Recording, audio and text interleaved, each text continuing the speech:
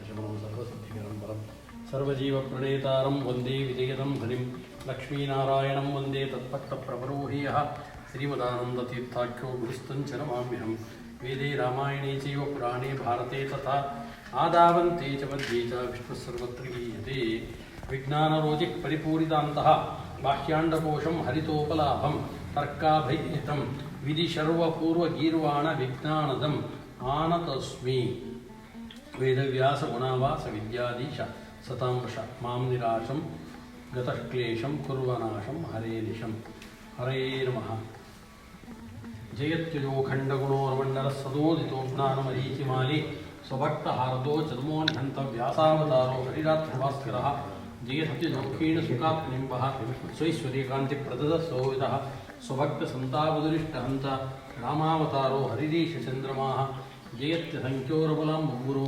गुणोच्चरत्नाकरात्मविभवः सदा सदात्मज्ञनदीविराप्यः कृष्णावतारो हरिरेखसागरः जयति हरिरचिन्त्य सर्वदेवैकवन्द्यः परमगुरुरभीष्टावाप्तिदः सज्जनानां निखिलगुणगणार्णो नित्यनिर्मुक्तदोषः सरसिजनयनोऽसौ श्रीपतिर्मानदो नः हरे नमः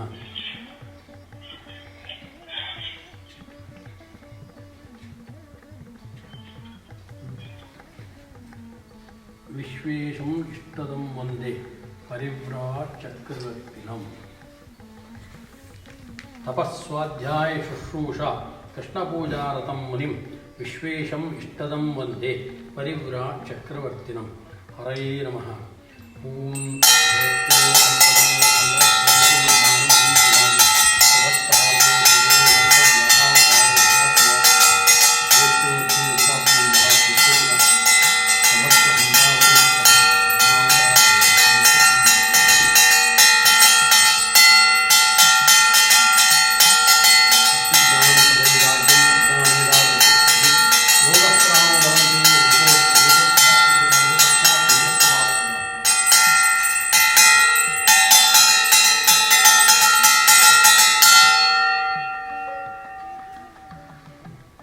तपस्वाध्याय शुश्रूषा कृष्णपूजारतं मुनिं विश्वेशं इष्टदं वन्दे परिव्राट् चक्रवर्तिनं हरे नमः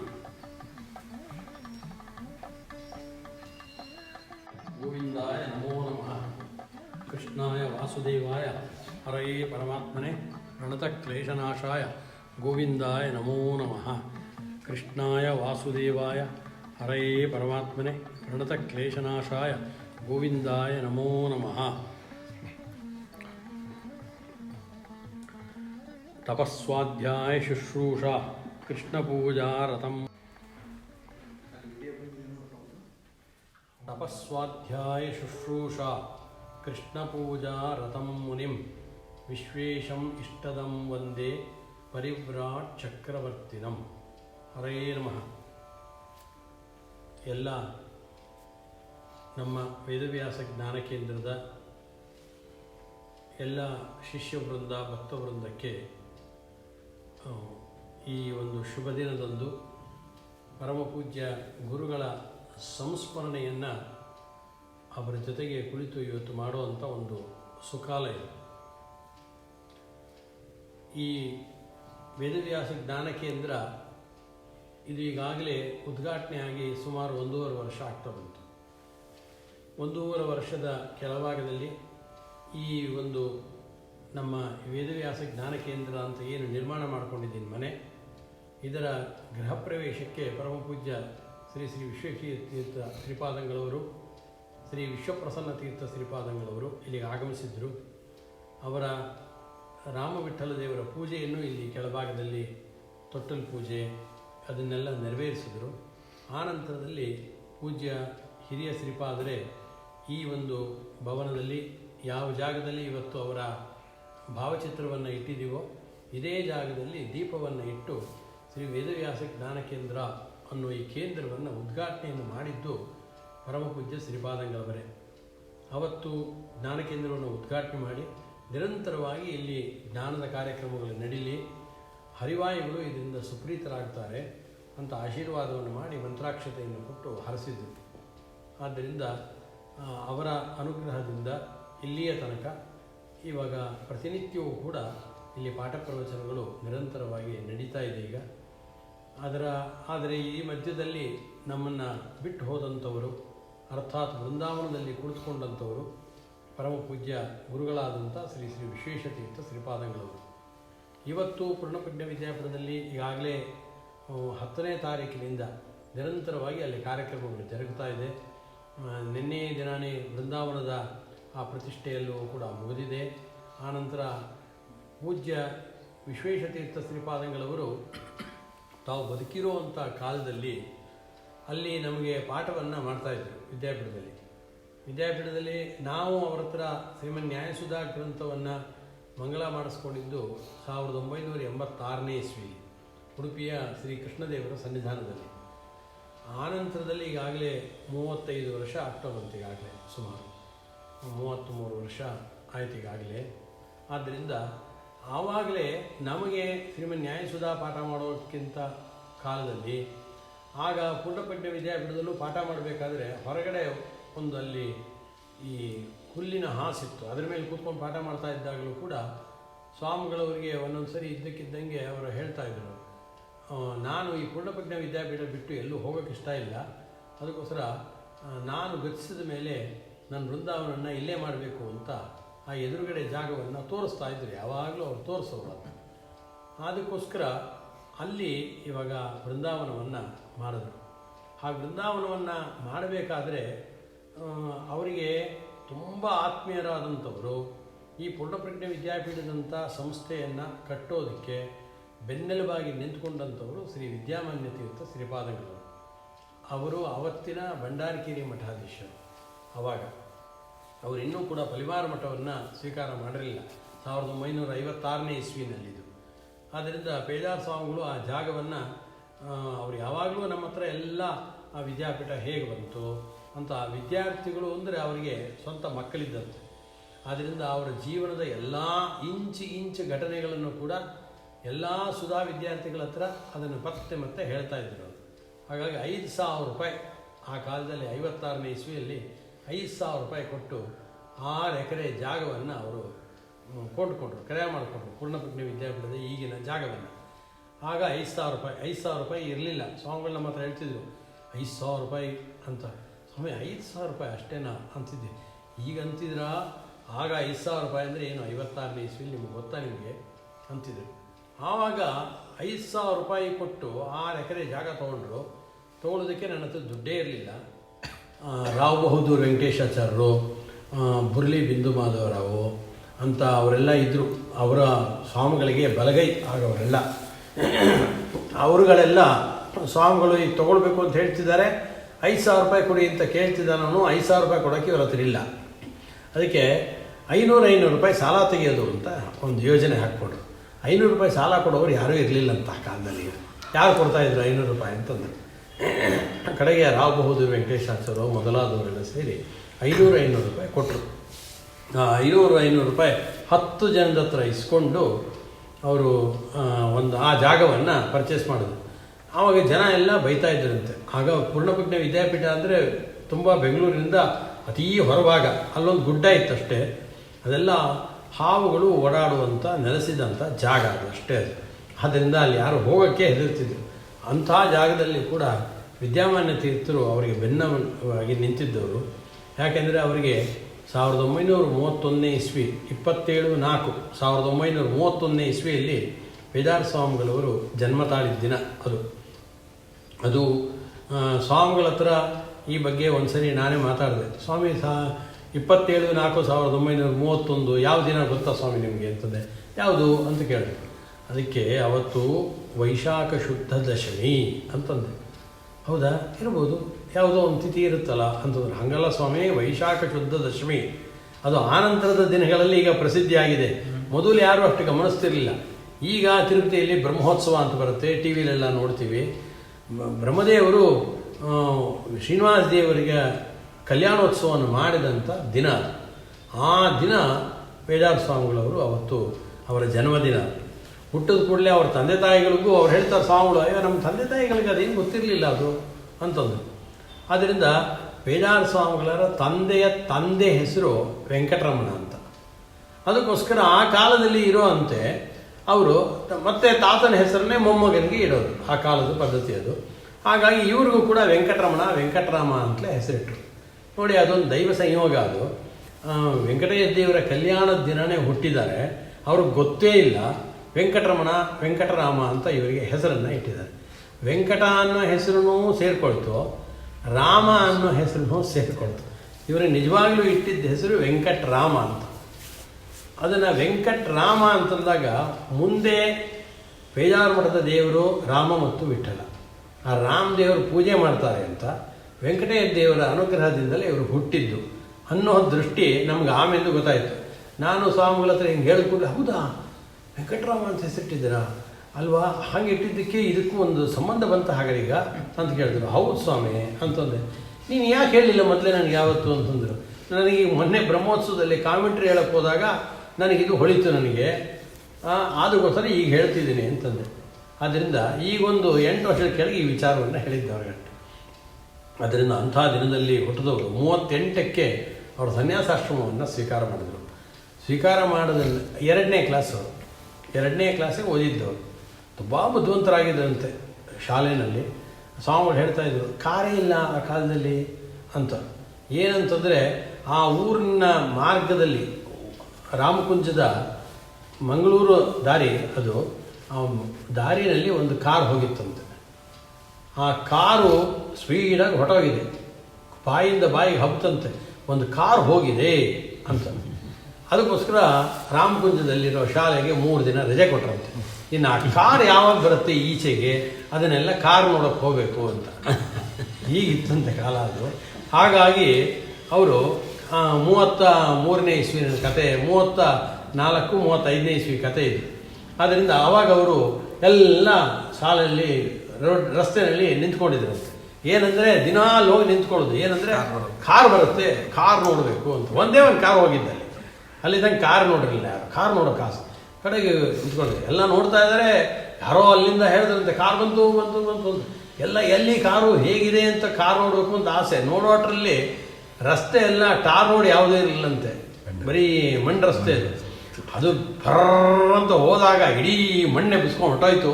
ಕಾರೇ ನೋಡೋಕ್ಕಾಗಲಿಲ್ಲ ನಾನು, ಬರೀ ಆ ಮಣ್ಣಿನ ಧೂಳನ್ನೆಲ್ಲ ನೋಡ್ಕೊಂಡು ಹೋದ್ವಿ ನಾವು ಅಂತ ಸ್ವಾಮಿಗಳು ಕಥೆ ಹೇಳ್ತಿದ್ರು. ಅಂದರೆ ಇಂಥ ಒಂದು ಕಾಲ 38ನೇ ಇಸ್ವಿ. ಆ ನಂತರ ಸ್ವಾಮಿಗಳು ಅವರಿಗೆ ಆಶ್ರಮ ಆಯಿತು ವಿಠ್ಠಲ ದೇವರದು. ಮತ್ತು ಸಾಕ್ಷಾತ್ ಪೇಜಾವರ ಮಠಕ್ಕೆ ಮಧ್ವಾಚಾರ ಕೊಟ್ಟಂಥ ದೇವರು ವಿಠ್ಠಲ ದೇವರು, ಆನಂತರ ರಾಮದೇವರು. ಆದ್ದರಿಂದ ವಿಠ್ಠಲ ದೇವರ ಪೂಜೆಯ ಯೋಗ ಅವರಿಗೆ ಕೂಡಿ ಬಂತು. ಅಧ್ಯಯನ ಮಾಡಬೇಕು ಅಂತ ಅದಕ್ಕೋಸ್ಕರ ಅವರ ತಂದೆ ಎಲ್ಲ ತೀರ್ಮಾನ ಮಾಡಿ ಫಲಿಮಾನ ಸ್ವಾಮಿಗಳಲ್ಲಿ ಅಧ್ಯಯನವನ್ನು, ಈಗ ಫಲಿಮಾನ ಸ್ವಾಮಿಗಳಾಗಿರಲಿಲ್ಲ ಆಗ ಅವರು 39ನೇ ಇಸ್ವಿನಲ್ಲಿ ಅವರು ಭಂಡಾರಕೇರಿ ಮಠದ ಸ್ವಾಮಿಗಳು. ಆಗಿನ್ನೂ ತುಂಬ ಯುವಕರಾದಂಥವರು. ಅವರು ಉತ್ತರಾದಿ ಮಠದಲ್ಲಿ ಸತ್ಯಧ್ಯಾನ ತೀರ್ಥರ ಹತ್ರ ಅಧ್ಯಯನವನ್ನು ಮಾಡ್ಕೊಂಡು ಬಂದಂಥವ್ರು. ಒಳ್ಳೆ ಭಾರೀ ಶಾಸ್ತ್ರದಲ್ಲಿ ನಿಷ್ಣಾತರು. ಸತ್ಯಧ್ಯಾನ ತೀರ್ಥರಿಗೆ ಅತ್ಯಂತ ನೆಚ್ಚಿನ ಶಿಷ್ಯರು ವಿದ್ಯಾಮಾನ್ಯ ತೀರ್ಥರು. ಯಾಕೆ ಅಂದರೆ ಯಾರ ಹತ್ರ ಮಾತಿಲ್ಲ, ಕಥೆ ಇಲ್ಲ, ನಿರಂತರವಾಗಿ 3 ಹೊತ್ತು ಅಧ್ಯಯನ ಅಂತ. ಆದ್ದರಿಂದ ಇಂಥ ಶಿಷ್ಯರು ಅಂತೇಳಿ ಭಾರಿ ಸಂತೋಷ ಅವರಿಗೆ. ಅದಕ್ಕೋಸ್ಕರ ಆದ್ದರಿಂದ ಇವರ ಕೈ ಕೆಳಗೆ ಪೇಜಾವರ ಸ್ವಾಮಿಗಳನ್ನ ಕೊಟ್ಟರೆ ಆನಂತರದಲ್ಲಿ 16 ವರ್ಷದ ಒಳಗಡೆನೆ ಇವರು ತರ್ಕ, ವೇದಾಂತ, ವ್ಯಾಕರಣ ಎಲ್ಲ ವಿದ್ಯೆಗಳನ್ನು ಕಲಿತಾಯಿತು ಅಂತ ಹೇಳ್ತಾರೆ. ಭಾಳ ಆಶ್ಚರ್ಯ ಸಂಗತಿ. 16 ವರ್ಷದ ಒಳಗಡೆ ಇವರಿಗೆ ಎಲ್ಲ ಬಂದುಬಿಟ್ಟಿತ್ತು. 12-13ನೇ ವಯಸ್ಸಾಗುವಷ್ಟೊತ್ತಿಗೆ ಸೇರಿ ಒಂದು 4-5 ವರ್ಷ ಆಗುವಷ್ಟೊತ್ತಿಗೆ ಸಾಹಿತ್ಯದಲ್ಲಿ ಒಳ್ಳೆಯ ವ್ಯುತ್ಪತ್ತಿ ಬಂದಿತ್ತು. 13ನೇ ವರ್ಷಕ್ಕೆ ಸಾಂಬ ವಿಜಯ ಅಂತ ಒಂದು ಕಾವ್ಯವನ್ನು ರಚನೆ ಮಾಡಿಬಿಟ್ಟಿದ್ದರು ಪೇಜಾವರ ಸ್ವಾಮಿ. ಹೇಗೆ ರಚನೆ ಮಾಡಿದ್ರು ಅಂದರೆ, ಸ್ವಾಮಿಗಳ ಜೊತೆ ಆಗ ವಿದ್ಯಾಮಾನ್ಯರ ಜೊತೆ ಭಂಡಾರಕೇರಿನಲ್ಲಿ ವಾಸವಾಗಿದ್ದರು. ಗುರುಕುಲ ಅಲ್ಲಿತ್ತು. ಅಲ್ಲಿಂದ ಒಂದು ನದಿಗೆ ಸ್ನಾನಕ್ಕೆ ಹೋಗಬೇಕಾಗಿತ್ತು. ಸಣ್ಣದೊಂದು ಹರಿತಾ ಇತ್ತು ನೀರಲ್ಲಿ. ದಿನ ಅಲ್ಲಿ ಹೋಗಿ ಸ್ನಾನ ಮಾಡ್ಕೊಂಡು ಬರೋದು. ಅಲ್ಲೋಗಿ ಸ್ನಾನಕ್ಕೆ ಬರಬೇಕಾದ್ರೆ ನಡ್ಕೊಂಡು ಹೋಗಬೇಕಾದ್ರೇ ಶ್ಲೋಕಗಳನ್ನ ರಚನೆ ಮಾಡ್ತಾಯಿದ್ರು. ಹಂಗೆ ಮಾಡಿ ಅದನ್ನೆಲ್ಲ ಸಂಗ್ರಹ ಮಾಡಿಟ್ಕೊಂಡು ಸಾಂಬ ವಿಜಯ ಅಂತ ಒಂದು ಕಾವ್ಯವನ್ನೇ ಪೇಜಾವರ ಸ್ವಾಮಿಗಳವರು 14ನೇ ವರ್ಷಕ್ಕೆ 13ನೇ ವರ್ಷಕ್ಕೆ ರಚನೆ ಮಾಡಿಬಿಟ್ರು. ನಾವು ಅವರ ಶಿಷ್ಯರು. ನಾವು 13-14ನೇ ವರ್ಷಕ್ಕೆ ಸಂಸ್ಕೃತದ ಆಯಿಯನ್ನು ಕಲ್ತ್ಬಿಟ್ವಿ ನಾವು ಕೂಡ. ಅದರಿಂದ ನಮಗೂ ಅವ್ರಿಗೂ ಇಷ್ಟೇ ವ್ಯತ್ಯಾಸ.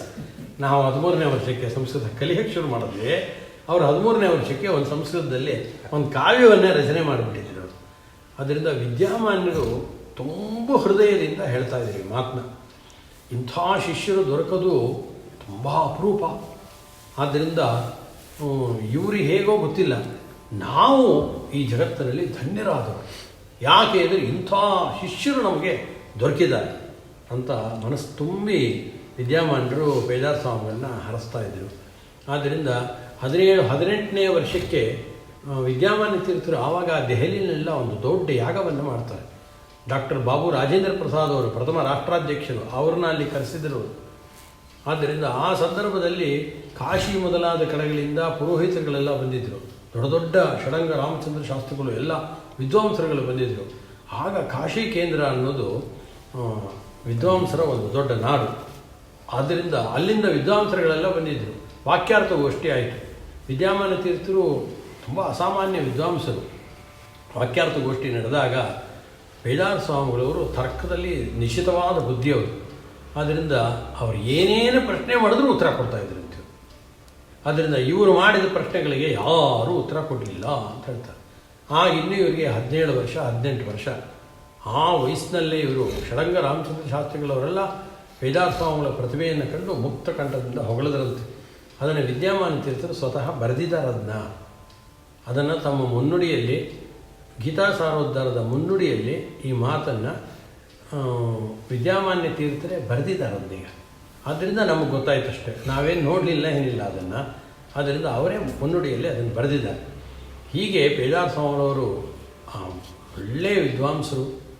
ಜೊತೆಗೆ ಅವರಿಗೆ ಈ ಪೂರ್ಣಪ್ರಜ್ಞೆ ವಿದ್ಯಾಪೀಠ ಎಲ್ಲ ಸ್ಥಾಪನೆ ಮಾಡಬೇಕು ಅಂತ ಆಸೆ ಆಯಿತು. ಅಖಿಲ ಭಾರತ ಮಾಧ್ಯಮ ಮಹಾಮಂಡಲ ಕಟ್ಟಿ ಅದರ ಉದ್ಘಾಟನೆಗೆ ಆ ಕಾಲದಲ್ಲಿ ಮಹಾರಾಜರನ್ನು ಕರೆಸಿದರು ಮೈಸೂರಿನಿಂದ. ಆಗ ಇನ್ನೂ ಸ್ವಾತಂತ್ರ್ಯ ಬಂದಿರಲಿಲ್ಲ, ರಾಜರಿಗೆಲ್ಲ ಬೆಲೆ ಇತ್ತು ಅವಾಗ. ಆದ್ದರಿಂದ ಮಹಾರಾಜರು ಕರೆಸಿದ್ರು. ಅವಾಗ ಸ್ವಾತಂತ್ರ್ಯ ಬಂದು ಸ್ವಲ್ಪ ದಿನ ಆಗಿತ್ತು ಅವಾಗ. ಆದ್ದರಿಂದ ಮಹಾರಾಜರು ಬಂದರು. ಕೃಷ್ಣನಿಗೆಲ್ಲ ಬಂಗಾರದ ಕಾಣಿಕೆಗಳನ್ನು ಕೊಟ್ಟಿದ್ದಾರೆ ಅವರು. ಅಖಿಲ ಭಾರತ ಮಾಧ್ಯಮ ಹಣದ ಉದ್ಘಾಟನೆಯನ್ನು ನಡೆಸಿದ್ರು. ಆನಂತರ ಪೂರ್ಣಪ್ರಜ್ಞೆ ವಿದ್ಯಾಪೀಠ ಕಟ್ಟಿದ್ರು. ಅಲ್ಲಿಂದ ನಮ್ಮ ದೇಶಕ್ಕೆ ಸ್ವಾತಂತ್ರ್ಯ ಬಂದ ಮೇಲೆ ಯಾರ್ಯಾರು ರಾಷ್ಟ್ರಪತಿಗಳು ಅವರು ಇರೋ ತನಕ, ಕಳೆದ ವರ್ಷದ ತನಕ ಬಂದಿದ್ದಾರೋ ಅಷ್ಟೂ ಜನ ರಾಷ್ಟ್ರಪತಿಗಳ ಪರಿಚಯ ಪೇಜಾರ ಸ್ವಾಮಿಗಳಿಗೆ ಇತ್ತು. ಅಷ್ಟೂ ಜನ ಪ್ರಧಾನಮಂತ್ರಿಗಳ ಪರಿಚಯ ಇದೆ ಈಗ. ಮತ್ತು ಸಾಮಾನ್ಯವಾಗಿ ಕರ್ನಾಟಕ ಮತ್ತು ಆಂಧ್ರ ಪ್ರದೇಶದ ಯಾರ್ಯಾರು ರಾಜ್ಯಪಾಲರು ಬಂದಿದ್ದಾರೆ ಅಷ್ಟೂ ಜನ, ಮತ್ತು ಮುಖ್ಯಮಂತ್ರಿಗಳು, ಅನೇಕ ರಾಜ್ಯದ ಮುಖ್ಯಮಂತ್ರಿಗಳು ಎಲ್ಲರೂ ಪರಿಚಯ ಇದೆ. RSSನ ಸ್ಥಾಪಕರಾದವರು ಗೋಳ್ವಾಲ್ಕರ್ ಅಂತ ಇದ್ದರು. ಅವರು ಸ್ವತಃ ಪೇಜಾರ ಸ್ವಾಮಿಗಳ ಹತ್ರ ಬಂದಿದ್ದರು. ಅವರು RSS ಸರಸಂಘ ಸಂಚಾಲಕರು ಮೊದಲನೇವರು. ಆದ್ದರಿಂದ ಹೀಗೆ ಆ ಕಾಲದಿಂದಲೂ ಕೂಡ ಎಲ್ಲ ರಾಜಕೀಯ ವ್ಯಕ್ತಿಗಳು ಅವರೆಲ್ಲರೂ ಪರಿಚಿತರೇ. ಅಂದರೆ ಇವರು, ನಾನು ಇದರಲ್ಲಿ ವಿಷಯ ಹೇಳುವಂಥದ್ದು ಒಂದು ಶಾಸ್ತ್ರದ ಪಾಂಡಿತ್ಯ, ಶ್ರೀಮದ್ ಆಚಾರ್ಯರ ಸಿದ್ಧಾಂತದ ನಿಷ್ಠೆ, ಶಾಸ್ತ್ರದ ಪಾಂಡಿತ್ಯ, ಅದನ್ನು ಬಿಟ್ಕೊಡ್ಲಿಲ್ಲ. ಅದರಲ್ಲಿ ಒಂದು ತುದಿ ತನಕ ಬೆಳೆದುಬಿಟ್ರು. ಅದ್ರ ಜೊತೆಗೇ ಆ ಕಾಲಕ್ಕೆ ಒಗ್ಗದೇ ಇರುವಂಥ ವಿಚಾರ, ಸನ್ಯಾಸಿಗಳಿಗೆ ಒಗ್ಗದೇ ಇರೋ ವಿಚಾರ ರಾಜಕೀಯ ಪರಿಸರ. ಅಂಥ ರಾಜಕೀಯ ಪರಿಸರದ ಜೊತೆಗೆ ನಾವು ಹೊಂದಾಣಿಕೆ ಮಾಡಿಕೊಳ್ಬೇಕು ಅನ್ನೋ ಮೊದಲನೇ ಹೆಜ್ಜೆ ಇಟ್ಟಂಥವರೇ ಪೇಜಾರ ಸ್ವಾಮಿಗಳವರು. ಆಗ ಬ್ರಾಹ್ಮಣೇತರರಾದಂಥ ಸ್ವಾಮಿಗಳವರು ಕೂಡ ರಾಜಕೀಯ ವ್ಯಕ್ತಿಗಳ ಜೊತೆಗೆ ಸಂಪರ್ಕ ಬೆಳೆಸ್ತಿರಲಿಲ್ಲ. ಮೊದಲನೇದಾಗಿ ಹೀಗೆ ರಾಜಕೀಯ ವ್ಯಕ್ತಿಗಳ ಜೊತೆಗೆ ವಿಶೇಷವಾಗಿ ಒಡನಾಟ, ಸಭೆಗಳಿಗೆ ಕರೆಸೋದು ಮತ್ತು ಸಂಸ್ಥೆಗಳಿಗೆ ಕರೆಸೋದು, ಇದನ್ನೆಲ್ಲ ಪ್ರಾರಂಭ ಮಾಡಿಬಿಟ್ರು. ಪೇಜಾರ ಸ್ವಾಮಿಗಳವರು ಅಷ್ಟು ದೂರದೃಷ್ಟಿ, ಅವರದನ್ನು ಪ್ರಾರಂಭ ಮಾಡಿದಂಥವರು. ಹಾಗೆ ಎಲ್ಲ ಗಣ್ಯಾತಿ ಗಣ್ಯರು ಅವ್ರು ಹೇಳ್ತಾಯಿದ್ರು. ಇಂದಿರಾ ಗಾಂಧಿ ಅವರೆಲ್ಲ ಎಷ್ಟು ಸರಿ ಭೇಟಿಯಾಗಿದ್ದಾರೆ. ಇಂದಿರಾ ಗಾಂಧಿ ಅವ್ರನ್ನ ದೊಡ್ಡ ಸಮಾರಂಭ, ನಾವು ಅವ್ರ ಜೊತೆಗೆ ಇದ್ದಾಗಲೇ ಹೋಗಿದ್ದು. ಸ್ವಾಮಿಗಳು ಹೇಳ್ತಾಯಿದ್ರು, ಎಷ್ಟು ಜನ ಇದ್ದಾರೆ ಕಾಣಿಸುತ್ತಾ ನೋಡು ಎಲ್ಲಿ ಜನ ಅಂತ ಇದ್ರು. ಡೆಲ್ಲಿನಲ್ಲಿ ಒಂದು ಸಮಾರಂಭ, ಇಂದಿರಾ ಗಾಂಧಿ ಅವರು ಇದ್ದರು. ಆ ಇಂದಿರಾ ಗಾಂಧಿ ಅವ್ರ ಬಗ್ಗೆ ಸ್ವಾಮಿಗಳು ಮಾತಾಡ್ತಾ ಒಂದು ಹೊಗಳಿ, ಒಂದು ಚಂದ್ರನ ಉದಾಹರಣೆ, ಕಮಲದ ಉದಾಹರಣೆ ಎಲ್ಲ ಏನೋ ಕೊಟ್ಟು ಒಂದು ಹಿಂದಿನಲ್ಲಿ ಉಪನ್ಯಾಸ ಮಾಡಿದ್ರು. ಅವ್ರು ಹೇಳಿದ್ರು 2 ಲಕ್ಷ ಜನ ಸೇರಿದ್ರು ಅದಕ್ಕೆ. 2 ಲಕ್ಷ ಜನ ಒಂದೇ ಸಮ ಚಪ್ಪಾಳೆ. ಆದ್ದರಿಂದ ಅಂಥ ದೊಡ್ಡ ದೊಡ್ಡ ಸಭೆಗಳಲ್ಲಿ ಪೇಜಾರ ಸ್ವಾಮಿಗಳವರು ಭಾಗವಹಿಸ್ತಾ ಇದ್ದರು. ಎಲ್ಲರ ನಿಕಟ ಸಂಪರ್ಕವನ್ನು ಪಡೆದವರು. ಪೂರ್ಣಪ್ರಜ್ಞೆ ವಿದ್ಯಾಪೀಠದಂಥ ಸಂಸ್ಥೆಯನ್ನು ಕಟ್ಟಬೇಕು ಅಂತಂದಾಗ ಭಂಡಾರಕೇರಿ ಮಠದ ಸ್ವಾಮಿಗಳು ವಿದ್ಯಾಮಾನ್ಯ ತೀರ್ಥರು ಬೆಂಗಾವಲಾಗಿ ಅವರಿಗೆ ನಿಂತ್ಕೊಂಡ್ರು. ಆವಾಗ ಕಟ್ಟೋದು ತುಂಬ ಕಷ್ಟ ಇತ್ತು. ಸ್ವತಃ ಅವರು ಕಲ್ಲುಗಳನ್ನು ಎತ್ತಿ ಬದಿಗೆ ಹಾಕ್ತಾ ಇರುವಂಥ ಚಿತ್ರ ಇವತ್ತಿಗೂ ಇದೆ. ಅಲ್ಲೆಲ್ಲ ಬರೀ ಹಾವುಗಳಿತ್ತಷ್ಟೇ, ಅಲ್ಲಿ ನೀರು ಇಲ್ಲ, ಪೊದೆಗಳು, ಹಾವುಗಳು. ನಾನು 1970ನೇ ಇಸ್ವಿಗೆ ಹೋಗಿ ಸೇರಿದಾಗಲೇ ಅಲ್ಲಿ ಒಂದು ನುಡಿಗಟ್ಟಿತ್ತಲ್ಲಿ, ಏನಂತಂದರೆ ವಿದ್ಯಾಪೀಠ ಒಳ್ಳೆ ಊಟ ಸೊಳ್ಳೆ ಕಾಟ ಅಂತ. ಏನು ಸೊಳ್ಳೆಗಳು ಅಂದ್ರೇನು, ಹುಳುಗಳು ಅಂದ್ರೇನು, ಅಲ್ಲಿ ಸೊಳ್ಳೆ ಪರದೆ ಅಲ್ಲಿಯ ನಿಯಮಗಳು ಹಾಕಿರ್ತಿದ್ರು. ವಿದ್ಯಾಪೀಠಕ್ಕೆ ಸೇರಬೇಕಾದ್ರೆ ನೀವು ಕಂಪಲ್ಸರಿಯಾಗಿ ಸೊಳ್ಳೆ ಪರದೆಯನ್ನು ಕೊಟ್ಟು ಕಳಿಸಬೇಕು ಅಂತ ಬರ್ತಿದ್ವಿ. ಇಲ್ಲದೆ ಹೋದರೆ ರಾತ್ರಿ ನಾವು ಮಲಗಿದ್ರೆ ಆ ಸೊಳ್ಳೆಗಳೆಲ್ಲ ನಮ್ಮನ್ನು ಎತ್ಕೊಂಡು ಇನ್ನೊಂದು ಕಡೆ ಮಲಗಿಸ್ಬಿಡೋದು. ಅಷ್ಟು ಸೊಳ್ಳೆಗಳ ಮಯ ಅಲ್ಲಿ, ಅವಾಗ ಕಾಡು ಥರ ಇತ್ತು. ಆದ್ದರಿಂದ ಆ ರೀತಿ ಒಂದು ಇತ್ತು. ಅಂಥ ಜಾಗದಲ್ಲಿ ಸ್ವಾಮಿಗಳು ಒಂದು ಬಿಲ್ಡಿಂಗನ್ನು ಕಟ್ಟಿದ್ರು. ಅದಕ್ಕೆ ವಿದ್ಯಾಮಾನ್ಯ ತೀರ್ಥರು ವಿಶೇಷವಾಗಿ ಸಹಕಾರವನ್ನು ನೀಡಿದಂಥವ್ರು. ಧನದ ಸಹಾಯ ಇರ್ಬೋದು, ಮುಷ್ಟಿ ಯೋಜನೆ ಅಂತ ಪ್ರಾರಂಭ ಮಾಡಿದ್ದು ವಿದ್ಯಾಮಾನ್ಯ ತೀರ್ಥರನ್ನು. ಅಂದರೆ ನೀವು ಮನೆಯಲ್ಲಿ ಊಟ ಮಾಡಬೇಕಾದ್ರೆ ಒಂದೊಂದು ಮುಷ್ಟಿ ಅಕ್ಕಿಯನ್ನು ವಿದ್ಯಾಪೀಠದ ಒಬ್ಬ ವಿದ್ಯಾರ್ಥಿಗೆ ಅಂತ ತೆಗೆದಿಡಬೇಕು ಅಂತ. ಆ ಅಕ್ಕಿಯನ್ನು ಕಲೆಕ್ಷನ್ ಮಾಡ್ಕೊಂಬರೋದಕ್ಕೋಸ್ಕರ 5-5 ಜನ 8-8 ಜನ ಸೈಕಲ್ ತೆಕ್ಕೊಟ್ಟಿದ್ರು ಅವರಿಗೆಲ್ಲ. ಅವ್ರಿಗೆ ಸೈಕಲ್ ತೆಕ್ಕೊಟ್ಟಿದ್ರಿಂದನೇ ಭಾರಿ ಸಂತೋಷ ಆಗೋಗ್ಬಿಟ್ಟು. ಯಾಕೆಂದರೆ ಸೈಕಲ್ ಸಿಕ್ಕಿದೆ ನಮಗೆ ಅಂತ. ಆ ಸೈಕಲ್ ಮೇಲೆ 4 ಬ್ಯಾಗ್ ಹಾಕ್ಕೊಂಡು ಎಲ್ಲ ಮನೆಗಳಿಗೆ ಹೋಗಿ ಒಂದೊಂದು ಮುಷ್ಟಿ ಮಾತ್ರ ಕೊಡೋರು ಒಂದೊಂದು ಮನೇಲಿ. ಅವ್ರು ಏನು ಮಾಡ್ತಿದ್ರು, ಒಂದು ವಾರಕ್ಕೆ ಅಥವಾ 10 ದಿನಕ್ಕೆ ಒಂದೊಂದು ಮುಷ್ಟಿ ಹಾಕಿಟ್ಟಿದ್ರೆ ಒಂದೊಂದು ಬ್ಯಾಗಲ್ಲಿ ಹಾಕಿಟ್ಟಿದ್ರು. ಇವ್ರ ಬ್ಯಾಗ್ ತಂದು ಸುರಿಯೋರು. ಆ ರೀತಿ ಅಕ್ಕಿ ತೊಗೊಂಡ್ಬಂದು ಪೂರ್ಣಪ್ರಜ್ಞೆ ವಿದ್ಯಾಪೀಠದಲ್ಲಿ ಎಲ್ರಿಗೂ ಕೂಡ ಊಟ ಹಾಕಿ ಸ್ವಾಮಿಗಳು ಬೆಳೆಸಿದ್ದನ್ನು. ಸ್ವಾಮಿಗಳವರು ಆನಂತರ ವಿದ್ಯಾಮಾನ್ಯ ತೀರ್ಥರು ಹೇಳ್ತಿದ್ರು, ಈ ವಿದ್ಯಾಪೀಠ ಸಮಸ್ಯೆ ಬಗೆಹರಿಸೋದು ಹೇಗೆ ಅಂತ ಅವ್ರ ಯೋಚನೆ. ಅವರು ಅದಕ್ಕೆ ಅವರು ನಾನೊಂದು ಯೋಜನೆ ಮಾಡಿದ್ದೀನಿ ಅಂತಿದ್ರು. ಏನಂದರೆ, ಹೇಗಾದರೂ ಕಷ್ಟಪಟ್ಟು 1 ಕೋಟಿ ರೂಪಾಯಿ ಸೇರಿಸ್ಬೇಕು. 1 ಕೋಟಿ ರೂಪಾಯಿ ಆದರೆ ತಿಂಗಳಿಗೆ 1 ಲಕ್ಷ ಬಡ್ಡಿ ಬರುತ್ತೆ.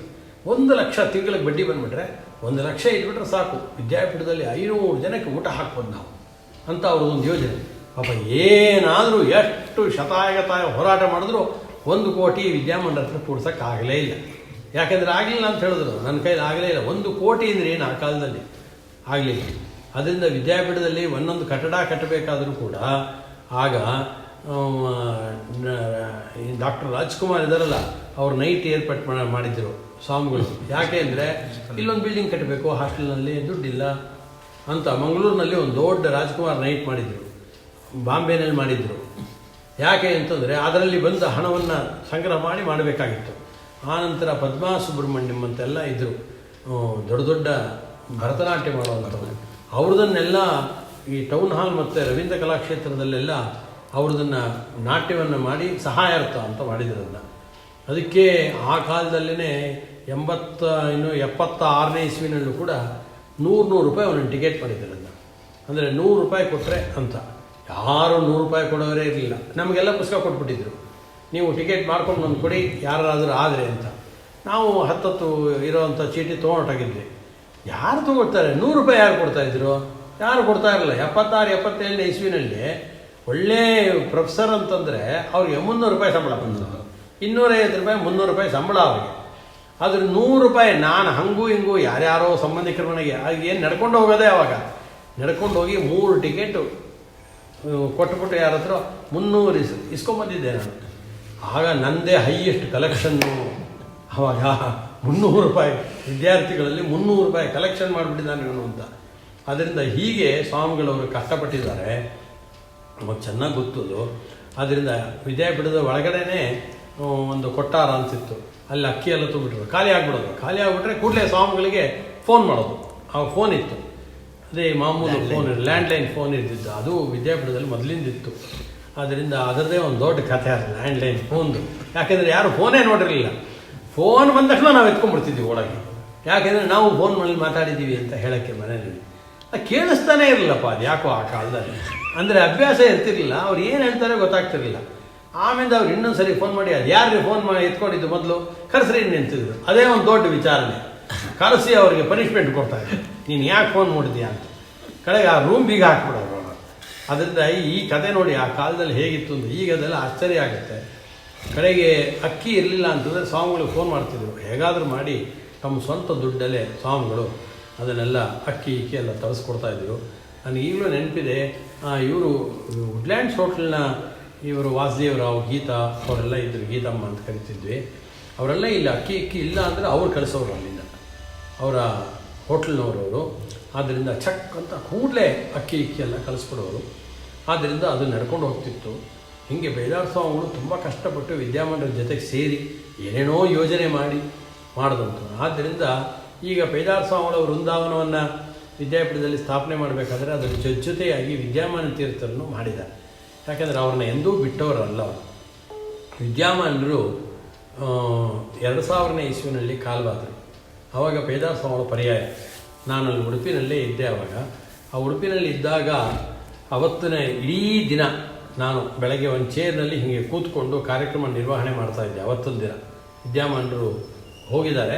ಅವರ ಆರಾಧನೆ ದಿನ ಇದೇ ಥರ ಬೇದಾರ ಸ್ವಾಮಿಗಳ ಪ್ರಥಮ ಆರಾಧನೆಯಂತೆ ಅವರ ಪ್ರಥಮ ಆರಾಧನೆ ಮಾಡಿದಾಗ ನಾನೇ MC ಮಾಡ್ತಾಯಿದ್ದವನು. ಅವತ್ತು ಏಕಾದಶಿ ಅವತ್ತು. ಆದ್ದರಿಂದ ಅವರು ಹೋಗಿದ್ದೇ ಏಕಾದಶಿ ದಿನ. ಅವರು ಏಕಾದಶಿ ಹೋಗಿದ್ದರಿಂದ ಅವರ ಆರಾಧನೆಗೆ ಬೆಳಗ್ಗೆ 7:45 8 ಗಂಟೆಗೆ ಶುರು ಮಾಡಿದ್ದೀವಿ. ಭಗವದ್ಗೀತೆಯ ಉಪನ್ಯಾಸ ಅಂತ ಒಬ್ಬೊಬ್ಬರಿಗೆ ಒಂದು 10 ಶ್ಲೋಕ ಆ ರೀತಿ ಕೊಡೋದು, ಮತ್ತು ಭಾಗವತ ಅದೆರಡೂ ಸೇರಿಸಿ ಉಪನ್ಯಾಸವನ್ನು ಪ್ರಾರಂಭ ಮಾಡಿದ್ವಿ. ರಾತ್ರಿ 8 ಗಂಟೆಗೆ ವಿದ್ಯಾಮಾನ ತೀರ್ಥರು ಕೊನೆಯ ಉಸಿರನ್ನು ಎಳೆದಿದ್ದು. ಅದಕ್ಕೋಸ್ಕರ ಅಲ್ಲಿ ತನಕ ಮಾಡಬೇಕು ಅಂತ ಬೆಳಗ್ಗೆ 8 ಗಂಟೆಗೆ ಕೂತ್ಕೊಂಡವನು ನಾನು ರಾತ್ರಿ 8 ಗಂಟೆಗೆ ಎದ್ದಿದ್ದೀನಿ ಆ ಚೇರಿಂದ. ಅಷ್ಟು ಹೊತ್ತು 12 ಗಂಟೆ ಕೂತ್ಕೊಂಡಿದ್ದೆ ಆ ಚೇರ್ನಲ್ಲಿ.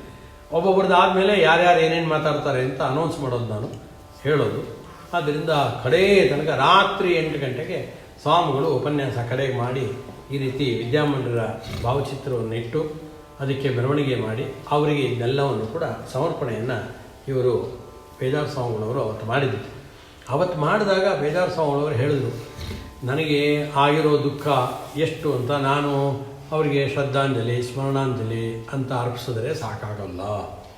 ಯಾಕೆ ಅಂದರೆ ನಿಮಗೆ ಯಾರಿಗೂ ಗೊತ್ತೇ ಇಲ್ಲ ವಿದ್ಯಾಮಾನರು ನಂಗೆ ಮಾಡಿರೋ ಉಪಕಾರ ಎಷ್ಟು. ನಾನು ಏನು ಹೇಳಲಿ, ನನ್ನ ಹೆಜ್ಜೆಗೂ ನನ್ನ ಹಿಂಭಾಗದಲ್ಲಿದ್ದವರು ವಿದ್ಯಾಮಾನರು. ಪೂರ್ಣಪ್ರಜ್ಞೆ ವಿದ್ಯಾಪೀಠ ಸ್ಥಾಪನೆ ಮಾಡಬೇಕು, ಮಹಾಮಂಡಲ ಸ್ಥಾಪನೆ ಮಾಡಬೇಕು, ತತ್ವಜ್ಞಾನ ಸಮ್ಮೇಳನ ನಡೆಸಬೇಕು, ಸುಧಾಮಂಗಲ ಮಾಡಬೇಕು, ಏನೇ ಆದರೂ ನಾನಿದ್ದೀನಿ ನಡೆಸಿ ಅಂತಿದ್ರು. ದುಡ್ಡಿಲ್ಲ ಕಾಸಿಲ್ಲ ಅಂತ ಗೊತ್ತಾದ ಕೂಡಲೇ ಹೇಗಾದರೂ ಮಾಡಿ ಮಠದ ಸಾಮಾನು ಮಾರಿ ಆದರೂ ಕೂಡ ದುಡ್ಡು ತಂದು ಕೊಡ್ತಿದ್ರಂಥವ್ರು ಯಾರೋ ವಿದ್ಯಾಮಂಡರು. ಆ ರೀತಿಯಾಗಿ ನನಗೆ ಸಹಾಯವನ್ನು ನೀಡಿದಂಥವರು. ಆದ್ದರಿಂದ ಇವತ್ತು ನಾನು ನಮ್ಮ ಗುರುಗಳನ್ನ ನೆನಪು ಮಾಡ್ಕೊಳ್ತೇನೆ, ಅವರಿಗೆ ವಂದನೆಗಳನ್ನು ಸಲ್ಲಿಸ್ತೀನಿ ಅಂತ ಹೇಳಿದರೆ ಸಾಕಾಗೋಲ್ಲ ಅಂತ ಹೇಳಿದ್ರು. ಆದ್ದರಿಂದ ನಾನು ಏನೇ ಕೆಲಸ ಮಾಡಬೇಕಾದ್ರೂ ಕೂಡ ಹರಿಜನ ಕೇರಿಗೆ ಹೋಗಬೇಕಾಯಿತು, ಹೋದೆ. ಆನಂತರ ಹರಿಜನ ಉದ್ಧಾರಕ್ಕೆ ಅಂತ ಕೆಲಸಗಳನ್ನು ಮಾಡಿದೆ. ಯಾವ್ಯಾವ ಕೆಲಸ ಮಾಡಬೇಕಾದ್ರೂ ವಿದ್ಯಾಮಾನರ ಹತ್ರ ಮೊದಲು ಚರ್ಚೆ ಮಾಡ್ತಿದ್ದೆ. ಅವರು ಒಪ್ಪಿಗೆ ಕೊಟ್ಟರೆ ಮಾತ್ರ ನಾನು ಆಯಿತು ಅಂತ ಮುಂದೆ ಹೋಗ್ತಿದ್ದೆ, ಇಲ್ಲದ್ರೆ ನಾನು ಹೋಗ್ತಿರಲಿಲ್ಲ ಅಂತ ಹೇಳಿದ್ರು. ಅದರಿಂದ ಇವತ್ತು ನನಗೆ ಏನಾಗಿದೆ ನಿಮಗೆ ಹೇಳ್ತಿದ್ದೇನೆ, ನಾನು ಯಾರ ಹತ್ರ ಕೇಳೋದೀಗ? ಯಾಕೆಂದರೆ ವಿದ್ಯಾಮಾನರು ಇಲ್ಲ.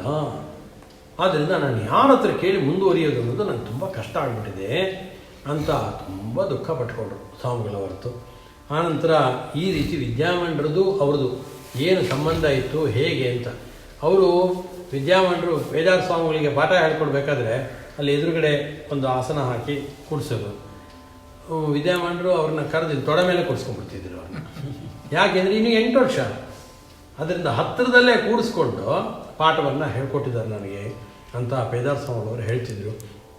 ಅದರಿಂದ ಆ ರೀತಿ ಶಿಷ್ಯವಾತ್ಸಲ್ಯ ಮಗು ಇದ್ದಂಥವರು, ಅವರಿಗೆ ಒಳ್ಳೆಯ ವಿದ್ಯುತ್ತನ್ನು ಧಾರೆ ಎರೆದಂಥವ್ರು ವಿದ್ಯಾಮಾನರು, ಎಲ್ಲ ಕಷ್ಟ ಸುಖಗಳಲ್ಲಿ ನೆರವಾದಂಥವ್ರು.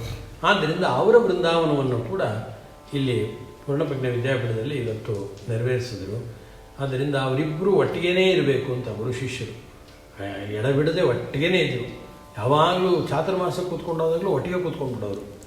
ನಾವು 70ನೇ ಇಸ್ವಿನಲ್ಲಿ ವಿದ್ಯಾಪೀಠಕ್ಕೆ ಸೇರಿದಾಗಲೂ ಕೂಡ ಚಾತುರ್ಮಾಸದಲ್ಲಿ ಒಟ್ಟಿಗೇ ಇಬ್ಬರೇ. ಆವಾಗ ಈಗಿನಂತೆ ವೈಭವಗಳು ಅದೆಲ್ಲ ಏನಿಲ್ಲ. ಆವಾಗ ಪ್ರತಿನಿತ್ಯ ಪೂಜೆ ಆಗ್ತಿತ್ತು. ಯಾರೋ ಭಿಕ್ಷೆ ಮಾಡಿಸೋರು, ಮನೆ ಕರೆಯೋದು ಅದೆಲ್ಲ ಏನಿರಲಿಲ್ಲ. ಅದೆಲ್ಲ ಯಾರೋ ಒಬ್ಬೊಬ್ಬರು ಅಲ್ಲೇ ಬಂದು ಭಿಕ್ಷೆ ಅಂತ ಮಾಡಿಸೋರು. ನಮ್ಮ ಜೊತೆಗೇ ಸ್ವಾಮಿಗಳು ಕೂಡ ಊಟಕ್ಕೆ ಕೂತ್ಕೊಳ್ತಾ ಇದ್ದರು. ಅವರಿಬ್ಬರು ಆ ಕಡೆ ಕೂತ್ಕೊಂಡ್ರೆ ಅವ್ರ ಎದುರುಗಡೆ ಸಾಲಿನಲ್ಲಿ ನಾವು ವಿದ್ಯಾರ್ಥಿಗಳು ಕೂತ್ಕೊಳ್ತಾ ಇದ್ವಿ. ಅವ್ರಿಗೇನು ವಿಶೇಷವಾದ ಭೋಜನ ಅಂತಿರಲಿಲ್ಲ. ನಮಗೇನು ಭೋಜನವೋ ಅದೇ ಭೋಜನ. ಅವ್ರಿಗೆ ಅನ್ನ ಸಾರು ಹುಳಿ ಮಜ್ಜಿಗೆ ಪಲ್ಯ ಇಷ್ಟು ನಮಗೇನು ಹಾಕ್ತಿದ್ರು ಅಷ್ಟೇ ಅವರು ಕೂಡ ಹಾಕ್ಕೊಳ್ತಾಯಿದ್ರು. ಹಾಗೆ ಅವರು ಪೂರ್ಣಪ್ರಜ್ಞೆ ವಿದ್ಯಾಪೀಠವನ್ನು ಕಟ್ಟಿದ್ರು. ಅದರಿಂದ ಬೇದಾರ ಸ್ವಾಮಿಗಳನ್ನೇ ಇವತ್ತು ಎಲ್ಲರೂ ಕೂಡ ಸ್ಮರಣೆ ಮಾಡ್ಕೊಳ್ಳೋದು ಮೂಲ ಉದ್ದೇಶ ಏನು ಅಂತಂದರೆ, ಅವರು ಉಡುಪಿಯ ಶ್ರೀ ಕೃಷ್ಣ ಮಠದ ಕೃಷ್ಣದೇವರ ಪೂಜೆ ಮಾಡುವುದರಲ್ಲಿ 8 ಜನ ಯತಿಗಳಲ್ಲಿ ಓರ್ವರಿ ಯತಿಗಳಾದರು. ಪೇಜಾವರ ಮಠದ ಯತಿ ಪರಂಪರೆಯಲ್ಲಿ 30ನೇದಾಗಿ ಬಂದಂಥವು ಒಂದು. ಎರಡನೇದ್ದು ಸ್ವತಃ ಶ್ರೀಮದ್ ಆಚಾರ್ಯರ ಅವರಿಗೆ ಅಭಿಷೇಕ ಮಾಡಬೇಕಾದ್ರೆ ನಮ್ಮಲ್ಲಿ ಕ್ರಮ ಏನು ಹೇಳ್ತೀವಿ ಅಂತಂದರೆ, ಸನ್ಯಾಸ ಅಂದರೆ ಏನು ಅಂತಂದರೆ ವೇದಾಂತ ಸಾಮ್ರಾಜ್ಯದಲ್ಲಿ ಅವರಿಗೆ ಪಟ್ಟಾಭಿಷೇಕ ಅಂತ ಕರೆಯೋದು ನಾವು. ಅದಕ್ಕೆ ಅವರು ಗುರುಗಳಾದವರು ತಲೆ ಮೇಲೆ ಶಾಲಿಗ್ರಾಮವನ್ನಿಟ್ಟು ವೇದಾಂತ ಸಾಮ್ರಾಜ್ಯದಲ್ಲಿ ನಿಮಗೆ ಪಟ್ಟಾಭಿಷೇಕ ಮಾಡಿದ್ದೀವಿ ಅಂತಲೇ ಅನ್ನೋದು. ಸನ್ಯಾಸ ಕೊಟ್ಟ ಮೇಲೆ ಇದು ಇದೆ ಪಟ್ಟಾಭಿಷೇಕ ಮಾಡೋದು ಅಂತ. ಹಂಗೆ ಪಟ್ಟಾಭಿಷೇಕ ಮಾಡಿದ್ದರಿಂದ ಬೇದಾರ ಸ್ವಾಮಿಗಳವರು ಮಧ್ವಾಚಾರ್ಯನ ಸ್ಥಾಪನೆ ಮಾಡಿದಂಥ ಏನು ದ್ವೈತ ಸಿದ್ಧಾಂತ ಇದೆ, ವೇದವ್ಯಾಸ ದೇವರ ತತ್ವವಾದ ಅಂತೇನಿದೆ, ಅದನ್ನು ಇಡೀ ಜಗತ್ತಿಗೆ ಹರಡೋದರಲ್ಲಿ ಪ್ರಮುಖ ಪಾತ್ರ ವಹಿಸಿದವರು ಅವರು. ಪೂರ್ಣಪ್ರಜ್ಞ ವಿದ್ಯಾಪೀಠ ಸ್ಥಾಪನೆ ಮಾಡಿದ್ರಿಂದ ಸಾವಿರಾರು ಜನ ವಿದ್ವಾಂಸರನ್ನು ಅವರು ಮಾಡಲಿಕ್ಕೆ ಆಯಿತು. ಆದ್ದರಿಂದ ನಾವೆಲ್ಲ ಇವತ್ತು 4 ಮಾತಾಡ್ತೀವಿ ಅಂತಂದರೆ ಅದು ಪೇಜಾವರ ಸ್ವಾಮಿಗಳವರ ಕೃಪೆ ಅದು. ಆದ್ದರಿಂದ ಎಷ್ಟು ಹೇಳಿದರೂ ಸಾಲದು ಅವರ ಬಗ್ಗೆ. ನಾನು ಸಾಮಾನ್ಯವಾಗಿ 6-7 ವರ್ಷ ನ್ಯಾಯಸುಧಾ ಓದೋ ಕಾಲದಲ್ಲಿ ಅವ್ರ ಜೊತೆಗೆ ಸಂಚಾರ ಮಾಡಿಕೊಂಡಿದ್ದೇನೆ. ಆದ್ದರಿಂದ ಅವರ ವ್ಯಕ್ತಿತ್ವ ಎಲ್ಲ ಹತ್ತಿರದಿಂದ ನೋಡ್ತಾ ಇದ್ವಿ. ದಿನಾ ಕತೆ ಹೇಳೋರು ನಮಗೆ, ಹಿಂದಿನ ಘಟನೆಗಳು ಯಾರ್ಯಾರು, ವಿದ್ವಾಂಸರು ಯಾರ್ಯಾರಿದ್ರು ಹಿಂದೆ, ಅವರವ್ರಿಗೆ ಏನು ಪಾಂಡಿತ್ಯ ಅವ್ರದ್ದು ಎಲ್ಲ ಗೊತ್ತಿತ್ತು ಅವರಿಗೆ. ಅವರೊಂದು ದೊಡ್ಡ ವಿಶ್ವಕೋಶ ಇದ್ದಂಗೆ ಅವರಿಗೆ. ಗಾಂಧೀಜಿ ಬಗ್ಗೆ ಕೇಳಿದ್ರೆ ಹೇಳ್ತಿದ್ರು, ನೆಹರು ಬಗ್ಗೆ ಹೇಳ್ತಿದ್ರು, ಎಲ್ಲರ ಬಗ್ಗೆಯೂ ಹೇಳೋರು. ಎಷ್ಟು ಸ್ವಾರಸ್ಯ ಅಂದರೆ ಅವ್ರು ಹೇಳ್ತಿದ್ರು, ಸ್ವಾಮಿಗಳು ನಿನಗೊಂದ್ಸಲಿ ಪತ್ರ ತೋರಿಸ್ತೀನಿ ಅಂತ ಹೇಳ್ತಿದ್ರು. ಏನು ಪತ್ರ ಸ್ವಾಮಿ ಅಂತಂದರೆ, ಸ್ವಾತಂತ್ರ್ಯ ಸಂಗ್ರಾಮಕ್ಕೆ ಇನ್ನೂ ಅವ್ರಿಗೆ ನೋಡಿ 38ನೇ ಇಸ್ವಿನಲ್ಲಿ ಅವ್ರಿಗೆ ಸನ್ಯಾಸಾಶ್ರಮ ಆಗಿದ್ದು, 47ಕ್ಕೆ ಸ್ವಾತಂತ್ರ್ಯ ಬಂದಿತ್ತು. ಆದ್ದರಿಂದ ಅದರ ಮಧ್ಯದಲ್ಲಿ 40ನೇ ಇಸ್ವಿನಲ್ಲಿ ಅವರಿಗೆ 45ನೇ ಇಸ್ವಿನಲ್ಲಿ ಇವರು ಕಾಗದ ಬರೆದು ಸ್ವಾತಂತ್ರ್ಯದ ಪರವಾಗಿ ಪ್ರಕಟ ಆಗಿದೆ ಆವಾಗ. ಅಂದರೆ ಆಗಲೇ ಇವರು ಅಷ್ಟು ಚುರುಕಿದ್ರು.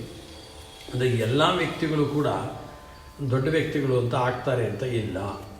ಶತಮಾನದಲ್ಲಿ ಯಾರಾದರೂ ಒಬ್ಬೊಬ್ಬರು ಈ ರೀತಿಯಾದಂಥವ್ರು ವ್ಯಕ್ತಿಗಳು ಇರ್ತಾರೆ. ಆದ್ದರಿಂದ ಪೇಜಾವರ ಸ್ವಾಮಿಗಳು ಆರಂಭದಿಂದಲೇ ಅವರ ಚೈತನ್ಯನೇ ಹೀಗೆ ಈ ಸ್ವರೂಪದಲ್ಲಿ. ವಿದ್ಯಾಪೀಠ ಅಂದರೆ ಅವರಿಗೆ ಪ್ರಾಣ ಅವರಿಗೆ. ಆದ್ದರಿಂದ ಇವಾಗ ವೃಂದಾವನವನ್ನು ಸ್ಥಾಪನೆ ಮಾಡಿದ್ದಾರೆ. ಅವ್ರನ್ನ ಅಲ್ಲೇ ಇದು ಮಾಡಿ ವೃಂದಾವನವನ್ನು ಸ್ಥಾಪನೆ ಮಾಡಿದ್ದಾರೆ. ನಾವು ವೃಂದಾವನಕ್ಕೆ ಪ್ರದಕ್ಷಿಣೆ ಬಂದು ನಮಸ್ಕಾರ ಹಾಕಿ ಪೇಜಾವರ ಸ್ವಾಮಿಗಳಿಗೆ ನಮಸ್ಕಾರ ಹಾಕಿದ್ದೀವಿ ಅಂತ ಅಂದ್ಕೊಳ್ತೀವಿ. ಹಾಗೇ ಅಂತ ಅಂದ್ಕೊಳ್ಬೇಕು ಅಂತೇನಿಲ್ಲ. ವಿದ್ಯಾಪೀಠದ ಕಣದಲ್ಲೂ ಪೇಜಾವರ ಸ್ವಾಮಿಗಳು ಇದ್ದಾರೆ.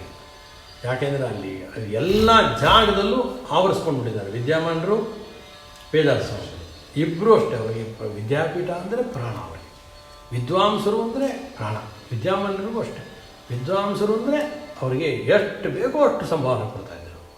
ಹಿಂದೆ ನೋಡ್ತಿರಲಿಲ್ಲ, ಮುಂದೆ ನೋಡ್ತಿರಲಿಲ್ಲ ಅವರು. ಆದ್ದರಿಂದ ಅವರ ವಿದ್ಯಾಪೀಠದ ಇಡೀ ಪರಿಸರದಲ್ಲೇ ಇದ್ದಾರೆ.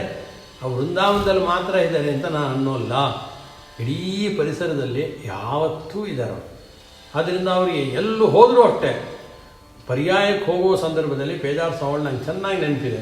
2000ನೇ ಇಸ್ವಿಯ ಪರ್ಯಾಯಕ್ಕೆ ಹೋಗಬೇಕಾದರೂ ಅದಕ್ಕಿಂತ ಮುಂಚಿನ ಪರ್ಯಾಯದಲ್ಲಿ ನಾವೆಲ್ಲ ವಿದ್ಯಾರ್ಥಿಗಳು, ಅವರು ಪರ್ಯಾಯದಲ್ಲಿ ನಮಗೆ ಸುಧಾಮಂಗಲ ಆಗಿತ್ತು. ಆಗ ಹೋಗಬೇಕಾದ್ರೆ ಹತ್ಕೊಂಡು ಹೋದರು ಪೇಜಾವರ ಸ್ವಾಮಿಗಳು.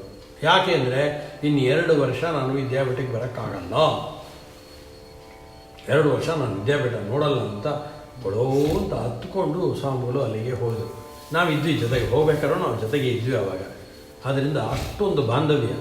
ಕಣದಲ್ಲೂ ಪೇಜಾವರ ಸ್ವಾಮಿಗಳು ಇದ್ದಾರೆ ಇವತ್ತು ಅಲ್ಲಿ. ಆದ್ದರಿಂದ ವಿಶೇಷವಾಗಿ ವೃಂದಾವನ ಆಗಿದೆ. ವಿದ್ಯಾಮಾನ ತೀರ್ಥರು ವೃಂದಾವನವಾಗಿದೆ. ವಿದ್ಯಾಮಾನ ತೀರ್ಥರು ಅಂದರೆ ನಾನು ಅಂದ್ಕೊಳ್ಳೋದು ಆವಾಗ ಭಂಡಾರಕೇರಿ ಮಠದ ಸ್ವಾಮಿಗಳವರು. ಭಂಡಾರಕೇರಿ ಮಠದ ಸ್ವಾಮಿಗಳು ಬಂದು ಈಗ ಆ ವೃಂದಾವನವನ್ನು ಪ್ರತಿಷ್ಠೆ ಮಾಡಿದ್ರು ಚೆನ್ನಾಗಿರ್ತಿತ್ತು. ಯಾಕೆಂದರೆ ಆಗ ಅವರು ಭಂಡಾರಕೇರಿ ಸ್ವಾಮಿಗಳವರು. ಯಾವಾಗ ವಿದ್ಯಾಪೀಠ 56ನೇ ಇಸ್ವಿನಲ್ಲಿ ಇನ್ನೂ ಹಲಿಮಾರ ಮಠ ಅವ್ರಿಗೆ ಬಂದಿರಲಿಲ್ಲ ಅವರಿಗೆ. ಆದ್ದರಿಂದ ಅವರ ಅಚ್ಚುಮೆಚ್ಚಿನ ಶಿಷ್ಯರಾದಂಥವರು ವಿದ್ಯಾಧೀಶ ತೀರ್ಥ, ವಿದ್ಯೇಶ ತೀರ್ಥ ಶ್ರೀಪಾದಂಗಳು, ಅಂದರೆ ಭಂಡಾರಕೇರಿ ಮಠದ ಸ್ವಾಮಿಗಳು. ಅವರು ಯಾಕೆ ಅಂತಂದರೆ ನಾನು ಹೇಳಿದ್ದು, ಅವರನ್ನು ಕರೆಸಿ ವಿದ್ಯಾಮಾನ ತೀರ್ಥರು ವೃಂದಾವನವನ್ನು ಮಾಡಿಸ್ಬೇಕಾಗಿತ್ತು. ಯಾಕೆಂದರೆ ಆ ವಿದ್ಯೇಶ ತೀರ್ಥರಿದ್ದಾರಲ್ಲ, ಅವರು ನಮ್ಮ ಕ್ಲಾಸ್ನವರೇ. ಕೆಲವು ಪಾಠಗಳು ನಮ್ಮ ಜೊತೆಗೆ ಆಗೋದು. ಅಂದರೆ ನನಗಿಂತ ಅವರು 1 ವರ್ಷ ಸೀನಿಯರ್ ವಿದ್ಯಾರ್ಥಿಗಳು.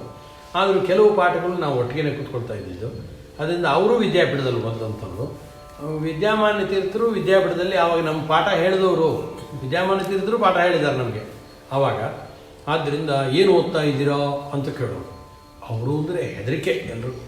ವಿದ್ಯಾಮಾನ್ಯ ತೀರ್ಥರು ಮಾತೇ ಆಡ್ತಿರಲಿಲ್ಲ, ಭಾರೀ ಗಂಭೀರ ಸ್ವಭಾವ. ಹಿಂಗೆ ಕೈ ಕಟ್ಕೊಂಡು ಬರೋರು. ಏನು ಮಾಡ್ತಾ ಇದೆಯಾ ಅಂತ ಕೇಳ್ತಾ ಇದ್ರು. ಹೆದರಿಕೆ ನಮಗೆ. ಸ್ವಾಮಿ ಏನೂ ಮಾಡ್ತಾ ಇಲ್ಲ ಸ್ವಾಮಿ, ಏನೂ ಮಾಡ್ತಾ ಇಲ್ಲ ಸ್ವಾಮಿ ಅಂದರೆ ಬೈದು ಬಿಡ್ತಾರೆ ಏನೋ ಅಂತೇಳಿ ಏನೂ ಮಾಡ್ತಾ ಇಲ್ಲ. ಏನೂ ಮಾಡದೆ ಹೋದರೆ ತಾವು ಮನೆಯಲ್ಲೇ ಇರ್ಬೋದಾಗಿತ್ತಲ್ಲ, ಇಲ್ಲಿಗೆ ಯಾಕೆ ಬಂದಿದ್ದೀರಾ? ಏನೂ ಮಾಡ್ತಾ ಇಲ್ಲ ಅಂತ ಉತ್ತರವೇ ಅಂತ ಇದ್ರು ಅವರು. ಏನು ಮಾಡ್ತಾ ಇದ್ಯಾ ಅಂತ ಕೇಳಿದಾಗ ನಂದು ಇಂಥ ಪಾಠವನ್ನು ಈಗ ಓದ್ತಾ ಇದ್ದೀನಿ ಅಂತ ಹೇಳಬೇಕು. ಏನೂ ಮಾಡ್ತಾ ಇಲ್ಲ ಅಂದರೆ ತಾವು ಯಾಕೆ ಇಲ್ಲಿಗೆ ಬಂದ್ರಿ, ಮನೆಯಲ್ಲೇ ಇರ್ಬೋದಲ್ಲ ಅಂತ ಇರಬೇಕು. ಆದ್ದರಿಂದ ಅವರು ಅಷ್ಟು ಇದು ಹೆದರಿಕೆ ಅಂದರೆ ಹೆದರಿಕೆ ಎಲ್ಲ ವಿದ್ಯಾರ್ಥಿಗಳಿಗೆ. ಅವ್ರು ಬಂದು ಕೂತ್ಕೊಂಡು ಕೂಡಲೇ ಮಡಿ ಅಂದರೆ ಮಡಿ ಬೇರೆ ಅವರು. ಆದ್ದರಿಂದ ಅಲ್ಲಿ ಕೆಳಗೆ ನಿಂತ್ಕೊಂಡ್ಬಿಡೋರು. ಈಗಿನಂತೆ ಟಾಯ್ಲೆಟ್ಗಳೆಲ್ಲ ವ್ಯವಸ್ಥೆ ಒಳಗಡೆ ಅದೆಲ್ಲ ಇರಲಿಲ್ಲ, ಕೆಳಗೆ ಭಾಗಕ್ಕೆ ಹೋಗಬೇಕಾಗಿತ್ತು. ಅಲ್ಲಿ ಹೋಗಿ ನಿಂತ್ಕೊಂಡ್ಬಿಡೋರು. ಯಾರು ಮಲಮೂತ್ರ ವಿಸರ್ಜನೆ ಮಾಡಿ ಬಂದ ತಕ್ಷಣ ಅಲ್ಲಿ ನಿಂತ್ಕೊಂಡು ಅವರು ತೋರಿಸ್ತಾಯಿದ್ರು. ಮೃತ್ತಿಕಾ ಶೌಚ ಅಂದ್ರೆ ಗೊತ್ತಾ ಅಂತ ಕೇಳ್ತಿದ್ರು ವಿದ್ಯಾರ್ಥಿಗಳಿಗೆ. ಅದೇ ಸ್ವಾಮಿ, ಸ್ವಲ್ಪ ಮಣ್ಣು ತೊಗೊಂಡು ನಾವೆಲ್ಲ ಹಾಗೆ ತಮಗೆ ತೊಗೊಂಡೋಗಿರ್ತಿದ್ವಿ. ಆ ತಮಗೇನ ನೀರಿನಲ್ಲಿ ಹಿಂಗೆ ತೊಳೆದ್ಬಿಟ್ಟು ಹೀಗಲ್ಲ, ಒಂದು ಬಕೆಟ್ ನೀರು ತೊಗೊಂಬ ಅಂತ ಅವ್ರು ಶಿಷ್ಯಂಗೆ ಹೇಳ್ತಿದ್ರು. ತೊಗೊಂಬರ್ತಿದ್ರು, ಮಣ್ಣು ತೊಗೊಂಬ ಅಂತ. ಅಲ್ಲಿ ನಮ್ಮ ಎದುರಿಗೆ ಅಲ್ಲಿ ಪ್ರಾಕ್ಟಿಕಲ್ ಅವರು ನೋಡಿ, ಈ ರೀತಿ ಮೃತ್ತಿಕಾ ಶೌಚ ಅಂತ ಮಂಡಿ ತನಕ ಆ ಮಣ್ಣನ್ನು ಚೆನ್ನಾಗಿ ಕೆಂಪು ಮಣ್ಣನ್ನು ಹಚ್ಕೊಂಡು ಇಲ್ಲಿ ತನಕ ಹಚ್ಕೊಂಡು ತೊಳೆದ್ಬಿಟ್ಟು ಹೀಗೆ ಮೃತ್ತಿಕಾ ಶೌಚ ಮಾಡಬೇಕು ಅಂತ ಅಲ್ಲಿ ಕೂತ್ಕೊಂಡು ಆ ಕೆಳಗೆ ಭಾಗಕ್ಕೆ ಬಂದು ಅಲ್ಲೆಲ್ರಿಗೂ ತೋರಿಸಿ ಹೋಗ್ತಿದ್ರು. ಇಷ್ಟು ನಿಷ್ಠೆ ಅವ್ರಿಗೆ. ಅಧ್ಯಯನ ಮಾಡಬೇಕಾದ್ರೂ ಅಷ್ಟೇ ಅದೇ ಸಮ ಕೇಳ್ತಾಯಿದ್ರು. ಪರೀಕ್ಷೆ ಮಾಡ್ತಾ ಇದ್ದಾಗ ನಾವೇನು ಹೇಳಿದ್ರು ಮಾತೇ ಆಡ್ತಾ ಇರಲಿಲ್ಲ. ಅದೇ ಸಮ ತಪ್ಪು ಅಂತಾದರೂ ಹೇಳಿ, ಸರಿ ಅಂತಾದರೂ ಹೇಳಿದರೆ ಏನೂ ಹೇಳ್ತಿರ್ಲಿಲ್ಲ. ಒಬ್ಬ ವಿದ್ಯಾರ್ಥಿ ಇದ್ದ, ಅವನು ಹೀಗೆ ಪರೀಕ್ಷೆ ಕೊಟ್ಟಾಗ ಸುಮ್ಮನೆ ಕೇಳ್ತಾ ಇದ್ರು, ಪೇಜಾರ ಸ್ವಾಮಿಗಳನ್ನ ಕರೀರಿ ಅಂದರು. ಆಯ್ತಂತ ಪೇಜಾರ ಸ್ವಾಮಿ ಕರೆದ್ರು. ಅಲ್ಲೇ ಇರ್ತಿದ್ರು ಸ್ವಾಮಿಗಳು ಕೂಡ. ಅಂದರು, ಎಷ್ಟು ವರ್ಷ ಆಯ್ತು ನೀನು ಬಂದು ಅಂತ ಕೇಳಿದ್ರು ಅಣ್ಣ. ಅವನು 8 ವರ್ಷ ಅಂತಂದ. ಸ್ವಾಮಿಗಳು 8 ವರ್ಷ ಊಟಕ್ಕೆ ಎಷ್ಟು ದುಡ್ಡಾಗುತ್ತಲ್ಲ, ಪೇಜಾರ ಸ್ವಾಮಿಗಳು ನೀವು ನನಗೆ ಕಟ್ಕೊಡ್ಬೇಕೀಗ ಅಂತಂದರು. ಯಾಕೆ ಅಂದರೆ ಇವನೇನು ಓದಿಲ್ಲ, ದಂಡ ಆಯಿತು. 8 ವರ್ಷ ಅಧ್ಯಯನ ಮಾಡಿದ್ದೀವಿ. ಆದ್ದರಿಂದ 8 ವರ್ಷದ ಊಟ ವೇಸ್ಟ್ ಆಯಿತು. ಈಗ ಅನ್ನ ಹಾಕಿದ್ದೆಲ್ಲ ವೇಸ್ಟು. ಈಗ ನೀವೇನು ಉತ್ತರ ಕೊಡ್ತೀರಾ ಅಂತ ಪೇಜಾರ ಸ್ವಾಮಿಗಳು ಕೇಳೋದು. ಅಂದರೆ ಇಷ್ಟು ಸ್ಟ್ರಿಕ್ಟು. ಇಲ್ಲ, ನಾನು ಚೆನ್ನಾಗಿ ಓದಕ್ಕೆ ಹೇಳ್ತೀನಿ ಇನ್ಮೇಲಿಂದ ಅಂಥೇಳಿ ಪೇಜಾರ ಸ್ವಾಮಿಗಳವರು ನಮ್ಮ ಪರವಾಗಿ ಸಮಾಧಾನ ಮಾಡಬೇಕು, ಆ ವಿದ್ಯಾರ್ಥಿ ಪರವಾಗಿ. ಹಂಗೆ ಸಮಾಧಾನ ಮಾಡಿದ ಮೇಲೆ ಮುಂದಿನ ವರ್ಷ ಅವನು ಬೈದು ಚೆನ್ನಾಗಿ ಆ ನಂತರ ಪರೀಕ್ಷೆಯನ್ನು ಮತ್ತೆ ಕೊಡಿಸ್ತಾಯಿದ್ರು. ಅಷ್ಟು ಓದೋ ವಿಚಾರದಲ್ಲಿ ಅಷ್ಟು ಸ್ಟ್ರಿಕ್ಟ್ ಅವರು. ಇಲ್ಲದಿದ್ದರೆ ಒಂದೇ ಸಮ 8 ವರ್ಷದ ಊಟ ಎಲ್ಲ ದಂಡ, ನೀರಿಗೆ ಹಾಕಿದ್ರು ಹೋಮ ಮಾಡ್ದಂಗೆ ಅಂತ ಇಷ್ಟು ನಿಷ್ಠವಾಗಿ ಹೇಳ್ಬಿಡ್ತಿದ್ರು. ಅವ್ರು ಏನು ಇದೇ ಆಗ್ತಿರಲಿಲ್ಲ ಅವ್ರಿಗೆ. ಯಾಕೆಂದರೆ ಅಧ್ಯಯನದಲ್ಲಿ ಅಷ್ಟು ನಿಷ್ಠೆ ಅವರಿಗೆ. ಗುರುಕುಲಕ್ಕೆ ಬಂದ ಮೇಲೆ ನೀವು ಓದಲಿಲ್ಲ ಅಂದಮೇಲೆ ಏನು ಉಪಯೋಗ? ಅವ್ರು ಹಾಕಿ ಕೇಳೋರು. ಆದ್ದರಿಂದ ಹೇಗೆ ಓದಬೇಕು ಎಲ್ಲ ತೋರಿಸೋರು.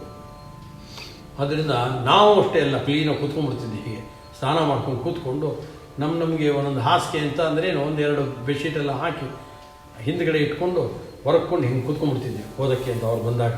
ಅದೇನು ಹಿಂದ್ಗಡೆ ಆಸನ ಅಂತ ಕೇಳ್ತಿದ್ವಿ. ಇಲ್ಲ, ಅದು ಹಾಸಿಗೆ ಸ್ವಾಮಿ, ಅದು ನಿಮಗೆ ಕಾಣಬಾರ್ದು ಅಂತ ಹಿಂದ್ಗಡೆ ಇಟ್ಕೊಂಡಿದ್ವಿ. ಸ್ನಾನ ಆದಮೇಲೆ ಹಾಸಿಗೆಯನ್ನು ಮುಟ್ಟಬಾರದು, ಅದನ್ನೆಲ್ಲ ತೆಗೆದು ಮೂಲೆಗೆ ಹಾಕಿ ಅಂತಿದ್ರು. ಬರೀ ಚಾಪೆ ಮೇಲೆ ಕೂತ್ಕೊಂಡು ಓದಬೇಕು. ಹೀಗವರು ಒಂದೊಂದು ಅದರಿಂದನೂ ಕೂಡ ಹೇಳ್ಕೊಂಡು ಬರ್ತಾ ಇದ್ದಂಥವ್ರು ವಿದ್ಯಾಮಾನ ತೀರ್ಥರು.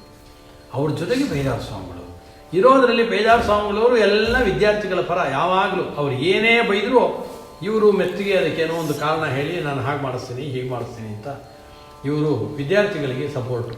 ಆದ್ದರಿಂದ ಅಧ್ಯಾಪಕರದೆಲ್ಲ ಆ ಕಾಲದಲ್ಲಿ ಸ್ವಾಮಿಗಳ ಮೇಲೆ ದೊಡ್ಡ ದೂರು ಏನಂದರೆ, ನಾವೇನು ವಿದ್ಯಾರ್ಥಿಗಳು ಬೈದರೂ ಉಪಯೋಗ ಇಲ್ಲ, ಸ್ವಾಮಿಗಳು ಆ ವಿದ್ಯಾರ್ಥಿಗಳ ಪರ, ಅವ್ರಿಗೆ ಸಪೋರ್ಟ್ ಮಾಡ್ತಾರೆ.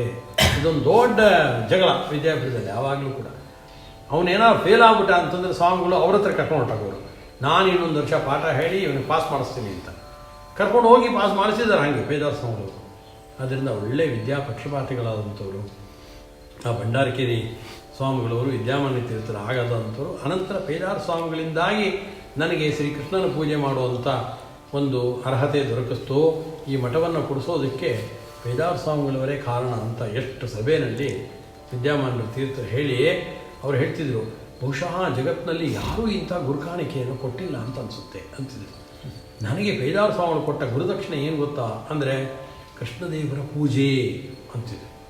ಕೃಷ್ಣದೇವರ ಪೂಜೆಯ ಭಾಗ್ಯವನ್ನು ಕೊಡಿಸಿದ್ದಾರೆ. ಇದಕ್ಕಿಂತ ದೊಡ್ಡ ಗುರುದಕ್ಷಿಣೆ ಜಗತ್ತಿನಲ್ಲಿ ಯಾರು ಕೊಡಿಸೋಕ್ಕಾಗತ್ತಾ ಅಂತ ಕೇಳ್ತಾ ಇದ್ದಾರೆ. ಆದ್ದರಿಂದ ಗುರುಶಿಷ್ಯರ ಬಾಂಧವ್ಯ ಅಂದರೆ ಅಂಥ ಬಾಂಧವ್ಯ ಯಾವುದು. ಅದರಿಂದ ತುಂಬ ಆತ್ಮೀಯರಾಗಿದ್ದರು. ಆದ್ದರಿಂದ ಒಟ್ಟಿಗೆ ಬೃಂದಾವನವನ್ನು ಮಾಡಿದ್ದಾರೆ. ವೇದಾಂತ ಸ್ವಾಮಿಗಳವರದು ಅಷ್ಟೇ ಅಂಥ ಒಂದು ವಿದ್ವತ್ತು. ಅವರ ಕುರಿತಾಗಿ ನಾನು ಈಗಾಗಲೇ ಒಂದು ವಿಶ್ವೇಶತೀರ್ಥ ಗುರು ಸುಪ್ರಭಾತಂ ಅಂತ ಒಂದು ರಚನೆಯನ್ನು ಕೂಡ ಮಾಡಿದೆ. ಅದರ ಒಂದು 2 ಶ್ಲೋಕಗಳನ್ನು ಈ ಸಂದರ್ಭದಲ್ಲಿ ನಾನು ತಮ್ಮೆದುರಿಗೆ ಪಠನ ಮಾಡ್ತಾ ಇದ್ದೇನೆ.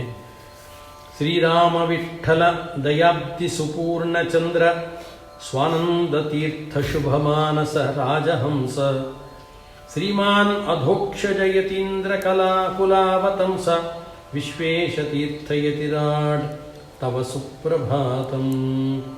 ಶ್ರೀರಾಮಕುಂಜ ಪದರಂಜಿತ ಜನ್ಮಭೂಮಿ ನಾರಾಯಣಾರ್ಯ ಕಮಲಾತ್ಮಜ ದೇವದೂತ ಜನ್ಮಾಷ್ಟಮೇ ರಚಿತ ದಂಡ ಕಷಾಯ ವೇಷ ವಿಶ್ವೇಶತೀರ್ಥಯತಿರಾಡ್ ತವ ಸುಪ್ರಭಾತಂ. ವಿದ್ಯಾಸುಮಾನ್ಯಯತಿಶೇಖರ ಛಾತ್ರವೃತ್ತಿಂ ಸಂಪ್ರಾಪ್ಯ ಶಾಸ್ತ್ರಿನಿಚಯಂ ಹೃದಯ ಸನ್ಯಧಾತ್ಸಹ ವಾದೇಶು ಶಾಸ್ತ್ರಪಠನೆ ಸಮತೀತಕಾಲ ವಿಶ್ವೇಶತೀರ್ಥಸುಗುರೋ ತವ ಸುಪ್ರಭಾತಂ. ವೇದಾಂತ ಶಬ್ದನಯ ಜೈಮಿನಿ ತರ್ಕಶಾಸ್ತ್ರಾಣಿ ಆಲೋಢ್ಯ ಕಾವ್ಯಮತನೋತ್ ಉಪಷೋಡಶಂ ಯೋ ಅನ್ಯೇಷ್ವದೃಷ್ಟಮಹಿಮಾಂ ಪರಿವೀಕ್ಷ್ಯ ತುಷ್ಟಾಃ ವಿಶ್ವೇಶತೀರ್ಥ ಯತಿಚಂದ್ರ ಶುಭಪ್ರಭಾತಂ. ಕ್ಷೇತ್ರೇಷು ಪುಣ್ಯನಿಲಯೇಷು ಸುಮಂದಿರಾಣಿ ಶ್ರಾದ್ದಾದಿಕರ್ತುಮತನೋತ್ ಚಿರಕಷ್ಟಮಾಪ್ಯ ನಿಸ್ವಾರ್ಥ ಸರ್ವಹಿತಕಾರಿಣಮುಜ್ಜಗುಸ್ತೆ ವಿಶ್ವೇಶತೀರ್ಥಹಿತಚಿಂತಕ ಸುಪ್ರಭಾತಂ. ದೀನಾನ್ ದನೈರ್ವಿರಹಿತಾನ್ ವಿವಿಧಾಮಯಾರ್ತಾನ್ ಸಂವೀಕ್ಷ್ಯ ದುಃಖಭರಿತಃ ಪರಿಸಾಂತ್ವಯಂತಾನ್ ಸ್ವಲ್ಪಾಂ ಸ್ವಶಕ್ತಿಮತಿಲಂಘ್ಯ ಸಹಾಯದಾತಃ ವಿಶ್ವೇಶತೀರ್ಥಜನತಾಪಃ ಸುಪ್ರಭಾತಂ. ಕ್ಷಾಮಂ ಪ್ರವಾಹ ವಿಗತಿಂ ಶ್ರುತಿ ಅತಿವೃಷ್ಟಿಪೀಡಾಂ ದೇಶೇ ವಿಲೋಕ್ಯ ಪರಿಧಾವತಿ ಸಾನುಕಂಪಃ ಧಾನ್ಯಂ ಸುವಸ್ತ್ರಮತಗೇಹ ಧನಾದಿದೇಷ್ಟ ವಿಶ್ವೇಶತೀರ್ಥ ಶುಭಯೋಜಕ ಸುಪ್ರಭಾತಂ. ಸ್ವಾಮಿಗಳು ದಿನ ಏನು ಮಾಡ್ತಾ ಇದ್ರು ಅಂತ, ನಿತ್ಯಂ ಪ್ರಭಾತ ಸಮಯೇ ವೃಷಧೇನು ಸೇವಾಂ ಸ್ನಾನಾನ್ಹಿಕಂ ಪ್ರಣವ ಮಂತ್ರ ಜಪಂಚ ಕುರ್ವನ್ ಶ್ರೀರಾಮ ವಿಠ್ಠಲ ಮತಾರ್ಚತಿ ಮಧ್ವನಾಥಂ ವಿಶ್ವೇಶತೀರ್ಥಯತಿರಾಟ್ ತವ ಸುಪ್ರಭಾತಂ. ವಿದ್ಯಾಸುಪೀಠ ಗುರವಃ ಕಿಲ ಕಂಚಿದರ್ಥಂ ಪ್ರಾಪ್ತುಂ ತದಾ ಸಹಜತೋ ಗುರುಮಂದಿರಂ ತತ್ ಗತ್ವಾ ಪುನರ್ಭವದನಿಕ್ಷಣ ದುಃಖತಪ್ತಾಃ ವಿಶ್ವೇಶತೀರ್ಥ ಗುರುಹೃತ್ಕೃತ ಸುಪ್ರಭಾತಂ. ಶ್ರೀಮಜ್ಜಯಾರ್ಯ ಕೃತಿಮಂಗಲ ಶುದ್ಧವಿಸ್ಮಿನ್ ವಿದ್ವಜ್ಜನಾಃ ಸುಯತಯೋ ಭವದೀಕ್ಷಣೋತ್ಕಾಃ ಶ್ರೀಮತ್ಸುಧಾರಸಗಲತ್ವದನಂ ಸ್ಮರಂತೈಃ ವಿಶ್ವೇಶತೀರ್ಥಗತದರ್ಶನ ಸುಪ್ರಭಾತಂ. ಶ್ರೀರಾಮ ಜನ್ಮಭುವಿ ಮಂದಿರ ನಿರ್ಮಿತೆ ವೈ ಶ್ರೀರಾಮ ವಿಗ್ರಹವರಂ ಭವತಃ ಕರಾಬ್ಜೈಃ ಸಂಸ್ಥಾಪನಾಯ ಸುಜನಾ ಬಹುದೋತ್ಸುಕಾಸ್ತೆ ವಿಶ್ವೇಶತೀರ್ಥ ಪ್ರವರೈಹಿ ನವಪ್ರಭಾತಂ. ಇದರಲ್ಲಿ ತಿಳಿಸ್ತಾ ಇರೋದು, ರಾಮಜನ್ಮ ಭೂಮಿಯಲ್ಲಿ ಮಂದಿರ ನಿರ್ಮಾಣ ಮಾಡಬೇಕು ಅಂತ ಮಾಡಿದಾರೀಗ. ಆದ್ದರಿಂದ ವಿಶ್ವೇಶತೀರ್ಥರೇ ಶ್ರೀರಾಮದೇವರ ವಿಗ್ರಹವನ್ನು ಅಲ್ಲಿ ಪ್ರತಿಷ್ಠೆ ಮಾಡಬೇಕು ಅಂತ ಬಯಸಿದ್ದಾರೆ. ಮುಂದೆ ಅದನ್ನು ನಿಮ್ಮ ಕೈಯಲ್ಲಿ ಮಾಡಬೇಕು ಅಂತ ಜನ ಎಲ್ಲ ಆಸೆ ಪಡ್ತಾ ಇದ್ದಾರೆ. ಆದ್ದರಿಂದ ದಯಮಾಡಿ ಆ ಸಂಸ್ಥಾಪನಾ ಕಾರ್ಯಕ್ಕೆ ತುಂಬ ಉತ್ಸುಕರಾಗಿದ್ದಾರೆ. ತಾವು ವೃಂದಾವನ ಬಿಟ್ಟು ತಾವು ದಯಮಾಡಿ ಮತ್ತೆ ಹಿಂತಿರುಗಿ ನಮ್ಮ ಜೊತೆಗೆ ಬಂದು ಸೇರಿಕೊಳ್ಳಿ ಅಂತ ಕೇಳ್ಕೊಳ್ತಾ ಇದ್ದಾರೆ. ವಿಶ್ವೇಶತೀರ್ಥ ಪ್ರವರೈಹಿ ನವಪ್ರಭಾತಂ. ನಿತ್ಯಂ ಜನ ಗುರುಕುಲಂ ತವ ದರ್ಶನಾರ್ಥಂ ಭಕ್ತ್ಯಾ ಚ ಕೃಷ್ಣಪುರತೋ ಭಜನಾರ್ಥ ಚಿತ್ತಾಃ ಮಧ್ವಂ ಗುರೂನ್ ಬಹುನಮಂತಿ ಸಬಾಲ ವೃದ್ಧಾಃ ವಿಶ್ವೇಶತೀರ್ಥ ಪುನರೈಹಿ ನವಪ್ರಭಾತಂ. ಈಗ ಪೂರ್ಣಪ್ರಜ್ಞ ವಿದ್ಯಾಪೀಠಕ್ಕೆ ತುಂಬ ಜನ ಬರ್ತಾ ಇದ್ದಾರೆ. ಅಲ್ಲೆಲ್ಲ ನಿಮ್ಮನ್ನು ನೋಡಬೇಕು ಅಂತ ಬರ್ತಾ ಇದ್ದಾರೆ. ಭಕ್ತಿಯಿಂದ ಕೃಷ್ಣ ಮತ್ತು ರಾಯರು, ವಾದಿರಾಜರು, ಮಧ್ವಾಚಾರ್ಯರು ಅವರಲ್ಲೆಲ್ಲ ಪ್ರಾರ್ಥನೆ ಮಾಡ್ತಾ ಇದ್ದಾರೆ. ನಮಸ್ಕಾರ ಮಾಡಿ ಕೇಳ್ಕೊಳ್ತಾ ಇದ್ದಾರೆ, ವಿಶೇಷ ತೀರ್ಥರೇ ಮತ್ತೆ ನೀವು ವೃಂದಾವನವನ್ನು ಬಿಟ್ಟು ಹೊರಗಡೆ ನಮ್ಮ ಕಣ್ಣೆದುರಿಗೆ ಬನ್ನಿ ಅಂತ ಪ್ರತಿನಿತ್ಯ ಪ್ರಾರ್ಥನೆ ಮಾಡ್ತಾ ಇದ್ದಾರೆ. ಅಂಥ ನಿಮಗೆ ನಮಸ್ಕಾರ ಅಂತ ಇದರಲ್ಲಿ ಬಂದಿದೆ. ಹಾಗೆ ವಿಶ್ವೇ ಸರ್ವತ್ರ ಶಿಷ್ಯ ಜನತಾ ಗುರುಶಂಸನೋತ್ಕಾಹ ತ್ವತ್ಶ್ಲಾಘನೆ ಪುನರಸೌ ಗುರುರೇವ ಹೃಷ್ಟಃ ವಿದ್ಯಾಸು ಮಾನ್ಯಯತಿರಾ ಶುಭಬಂಧ ಶ್ಲೋಕಾನ್ ವಿಶ್ವೇಶತೀರ್ಥ ಗುರು ಸತ್ಕೃತ ಸುಪ್ರಭಾತಂ. ಆನಂತರ ಒಂದ್ಸರಿ ವಿದ್ಯಾಮಾನ ತೀರ್ಥರು ಹಿಂಗೆ ಮಾಡಿದ್ರು. ವಿಶ್ವೇಶ ತೀರ್ಥರನ್ನ ಸಭೆಯಲ್ಲಿ ಕೂರಿಸಿ ಅವ್ರೇನು ಮಾಡಿದ್ರು ಅಂದರೆ ಇದರಲ್ಲಿ ಬರೆದಿದ್ದಾರೆ, ಸರ್ವತ್ರ ಶಿಷ್ಯ ಜನತಾ ಗುರುಶಂಸನೋತ್ಕಾಹ. ನಾವೀಗ ನಮ್ಮ ಗುರುಗಳ ಆರಾಧನೆ ಅಂತ ಅವ್ರನ್ನ ಏನೇನೋ ನಮಗೆ ಗೊತ್ತಿದ್ದಂತೆ ಹಾಡು ಹೊಗಳ್ತಾ ಇದ್ದೀವಿ. ಆದರೆ ಇದಕ್ಕೆ ವ್ಯತಿರಿಕ್ತವಾದ್ದೇನಪ್ಪ ಅಂತಂದರೆ, ವಿದ್ಯಾಮಾನ್ಯ ತೀರ್ಥರು ಅಂದರೆ ಶಿಷ್ಯರು ಗುರುಗಳನ್ನು ಹೊಗಳುವಂಥ ಪದ್ಧತಿ ಇದು ಸಹಜ. ಆದರೆ ವಿದ್ಯಾಮಾನ್ಯ ತೀರ್ಥರು ವಿಶ್ವೇಶ ತೀರ್ಥರಿಗೋಸ್ಕರ ದೊಡ್ಡ ಸಮಾರಂಭ ಏರ್ಪಾటు ಮಾಡಿ ವಿದ್ಯಾಮಾನ್ಯರೇ ವಿಶೇಷ ತೀರ್ಥರನ್ನು ಹೊಗಳಿದರು. ಅಂದರೆ ಶಿಷ್ಯರು ಗುರುಗಳನ್ನು ಹೊಗಳೋ ಸಹಜ ಆದರೂ ಕೂಡ ಗುರುಗಳು ಶಿಷ್ಯರನ್ನು ಹೊಗಳ್ತಾ ಇರುವಂಥದ್ದು ಒಂದು ವಿಚಿತ್ರವಾದ ಸಂಗತಿ ಅಂತ ಅದನ್ನು ಸರ್ವತ್ರ ಶಿಷ್ಯ ಜನತಾ ಗುರು ಶಂಸನೋತ್ಕಾಹ, ಗುರುಗಳ ಶಂಸನೆ ಮಾಡೋದಕ್ಕೆ ಹೊರಡ್ತಾರೆ. ತ್ವದೃಷ್ಟ್ಲಾಗನೇ ಪುನರಸೌ ಗುರುರೇವ ಹೃಷ್ಟ. ಆದರೆ ನಿಮ್ಮನ್ನು ಹೊಗಳಬೇಕು ಅಂತ ಗುರುಗಳಿಗೆ ತುಂಬ ಆಸೆಯಾಗಿದೆ ಅಂತ ಅವ್ರು ಏನು ಮಾಡಿದ್ರು ಅಂದರೆ ವಿದ್ಯಾಸುಮಾನ್ಯ ಯತಿ ಆಶು ಬಬಂಧ ಶ್ಲೋಕಾನ್, ಬೇಕಾದಷ್ಟು ಶ್ಲೋಕಗಳನ್ನೇ ಬೇದಾಸ್ವಾಮಿಗಳ ಬಗ್ಗೆ ಬರೆದು ಬಿಟ್ಟಿದ್ದಾರೆ. ಯಾರು? ವಿದ್ಯಾಮಾನ್ಯ ತೀರ್ಥರು. ನೋಡಿ, ಶಿಷ್ಯರ ಬಗ್ಗೆ ನಾನೀಗ ಶ್ಲೋಕಗಳನ್ನು ಸುಪ್ರಭಾತವನ್ನು ಬರೆದಿದ್ದೇನೆ. ಯಾರ ಬಗ್ಗೆ? ನಮ್ಮ ಗುರುಗಳ ಬಗ್ಗೆ. ಆದರೆ ವಿದ್ಯಾಮಾನ್ಯರು ಶಿಷ್ಯನ ಬಗ್ಗೆನೇ ಶ್ಲೋಕಗಳನ್ನು ರಚನೆ ಮಾಡಿ ಕೊಟ್ಟಿದ್ದಾರೆ. ಆದ್ದರಿಂದ ವಿಶ್ವೇಶ ತೀರ್ಥರ ವ್ಯಕ್ತಿತ್ವ ಎಷ್ಟು ದೊಡ್ಡದು ಅಂತ ಗೊತ್ತಾಗುತ್ತೆ. ಆದ್ದರಿಂದ ರಾಮಾಯಣಂ ಗುರುಮುಖಾತ್ ಗಲಿತಾಮೃತಂ ತತ್ ಪೇಪೀಯತೆ ಸ್ಮ ಜನತಾ ರಥಭಾವಮಗ್ನಾ ತತ್ಸಾರ ಪುಸ್ತಕಮಿಹ ಅಪರರೂಪಮಸ್ಯ ಶ್ರೀರಾಮಚಂದ್ರ ಪದಸೇವಕ ಸುಪ್ರಭಾತಂ. ಶ್ರೀವ್ಯಾಸಗೀತಮಥ ಭಾಗವತಂ ಪುರಾಣಂ ಸಾಕ್ಷಾತ್ ಶುಕಾರ್ಯವೇ ವಕ್ತಿ ಸುಭಕ್ತಿಪೂರ್ಣ. ಭಾಗವತ ಗ್ರಂಥವನ್ನು ಅವರ ಹತ್ರ ಕೇಳಬೇಕಿತ್ತು. ಶುಕಾಚಾರ್ಯರ ಭಾಗವತ ಹೇಳ್ದಂಗೆ ಭಕ್ತಿಯಿಂದ ತಲ್ಲೀನಾಗಿ ಹೇಳ್ತಾ ಇತ್ತು. ತತ್ಪಾನತೋ ಹರಿಸುಮಂದರಮೇತಿ ಭಕ್ತಃ ವಿಶ್ವೇಶತೀರ್ಥ ಶುಕರೂಪ ತವ ಪ್ರಭಾತಂ. ಸತ್ಸರ್ವಮೂಲಮಧಿಕೃತ್ಯ ಕೃತಿಪ್ರಕಾಶ್ಯ ತತ್ಸಾರಭಾರಭರಿತಾಶ್ಚ ಕೃತಿರ್ಲಿಲೇಖ ಶ್ರೀಮಧ್ವತತ್ವರಥಚಾಲಕ ಕರ್ಮಯೋಗಿನ್ ವಿಶ್ವೇಶತೀರ್ಥ ಕೃತಿಕೋಶ ಶುಭ ಪ್ರಭಾತಂ. ವಿಶ್ವೇಶತೀರ್ಥ ಸುಖತೀರ್ಥ ಮತಾಬ್ದಿಚಂದ್ರ ಹೇ ನಿಷ್ಕಲಂಕ ಪರವಾದಿಷು ತಾಪಬಿಂಬ ಸತ್ಮಾನಸೇಶ್ವುದಿದ ಗೂಢತಮೋ ನಿಹಂತಃ ವಿಶ್ವೇಶತೀರ್ಥ ಶುಭತೀರ್ಥಜ ಸುಪ್ರಭಾತಂ. ವಿಶ್ವೇಶತೀರ್ಥರು ಸುಖತೀರ್ಥರು ಅಂದರೆ ಮಧ್ವಾಚಾರ್ಯರು ಅನ್ನೋ ಸಮುದ್ರದಲ್ಲಿ ಹುಟ್ಟಿದಂಥ ಚಂದ್ರ ಯಾರು ಅಂದರೆ ವಿಶ್ವೇಶತೀರ್ಥ. ಆದರೆ ಆ ಚಂದ್ರನಲ್ಲಿ ಕಲಂಕ ಇದೆ, ಈ ಚಂದ್ರನಲ್ಲಿ ಕಲಂಕ ಇಲ್ಲ. ಹೇ ನಿಷ್ಕಲಂಕ, ನೀವು ಕಲಂಕ ಇಲ್ಲದೇ ಇರುವಂಥ ಚಂದ್ರ. ಅಷ್ಟೇ ಅಲ್ಲ, ನೀವು ಸೂರ್ಯನೂ ಹೌದು. ಯಾಕೆ ಅಂದರೆ ಪರವಾದಿಷು ತಾಪಬಿಂಬ. ಪರವಾದಿಗಳು ಬಂದಾಗ ಮಾತ್ರ ಅವರಿಗೆ ವಾದದಲ್ಲಿ ತಾಪ ಕೊಡೋ ಅಂತ ನೀವು ಸೂರ್ಯನಂತೆ ಪ್ರಖರವಾಗಿ ಇರ್ತೀರಾ. ಆದ್ದರಿಂದ ಪರವಾದಿಗಳ ಮಧ್ಯದಲ್ಲಿ ನೀವು ಸೂರ್ಯನಂತೆ ಇರ್ತೀರ. ಆನಂತರ ಸನ್ಮಾನಸೇಶ್ವುದಿತ ಗೂಢತಮೋ ನಿಹಂತಃ.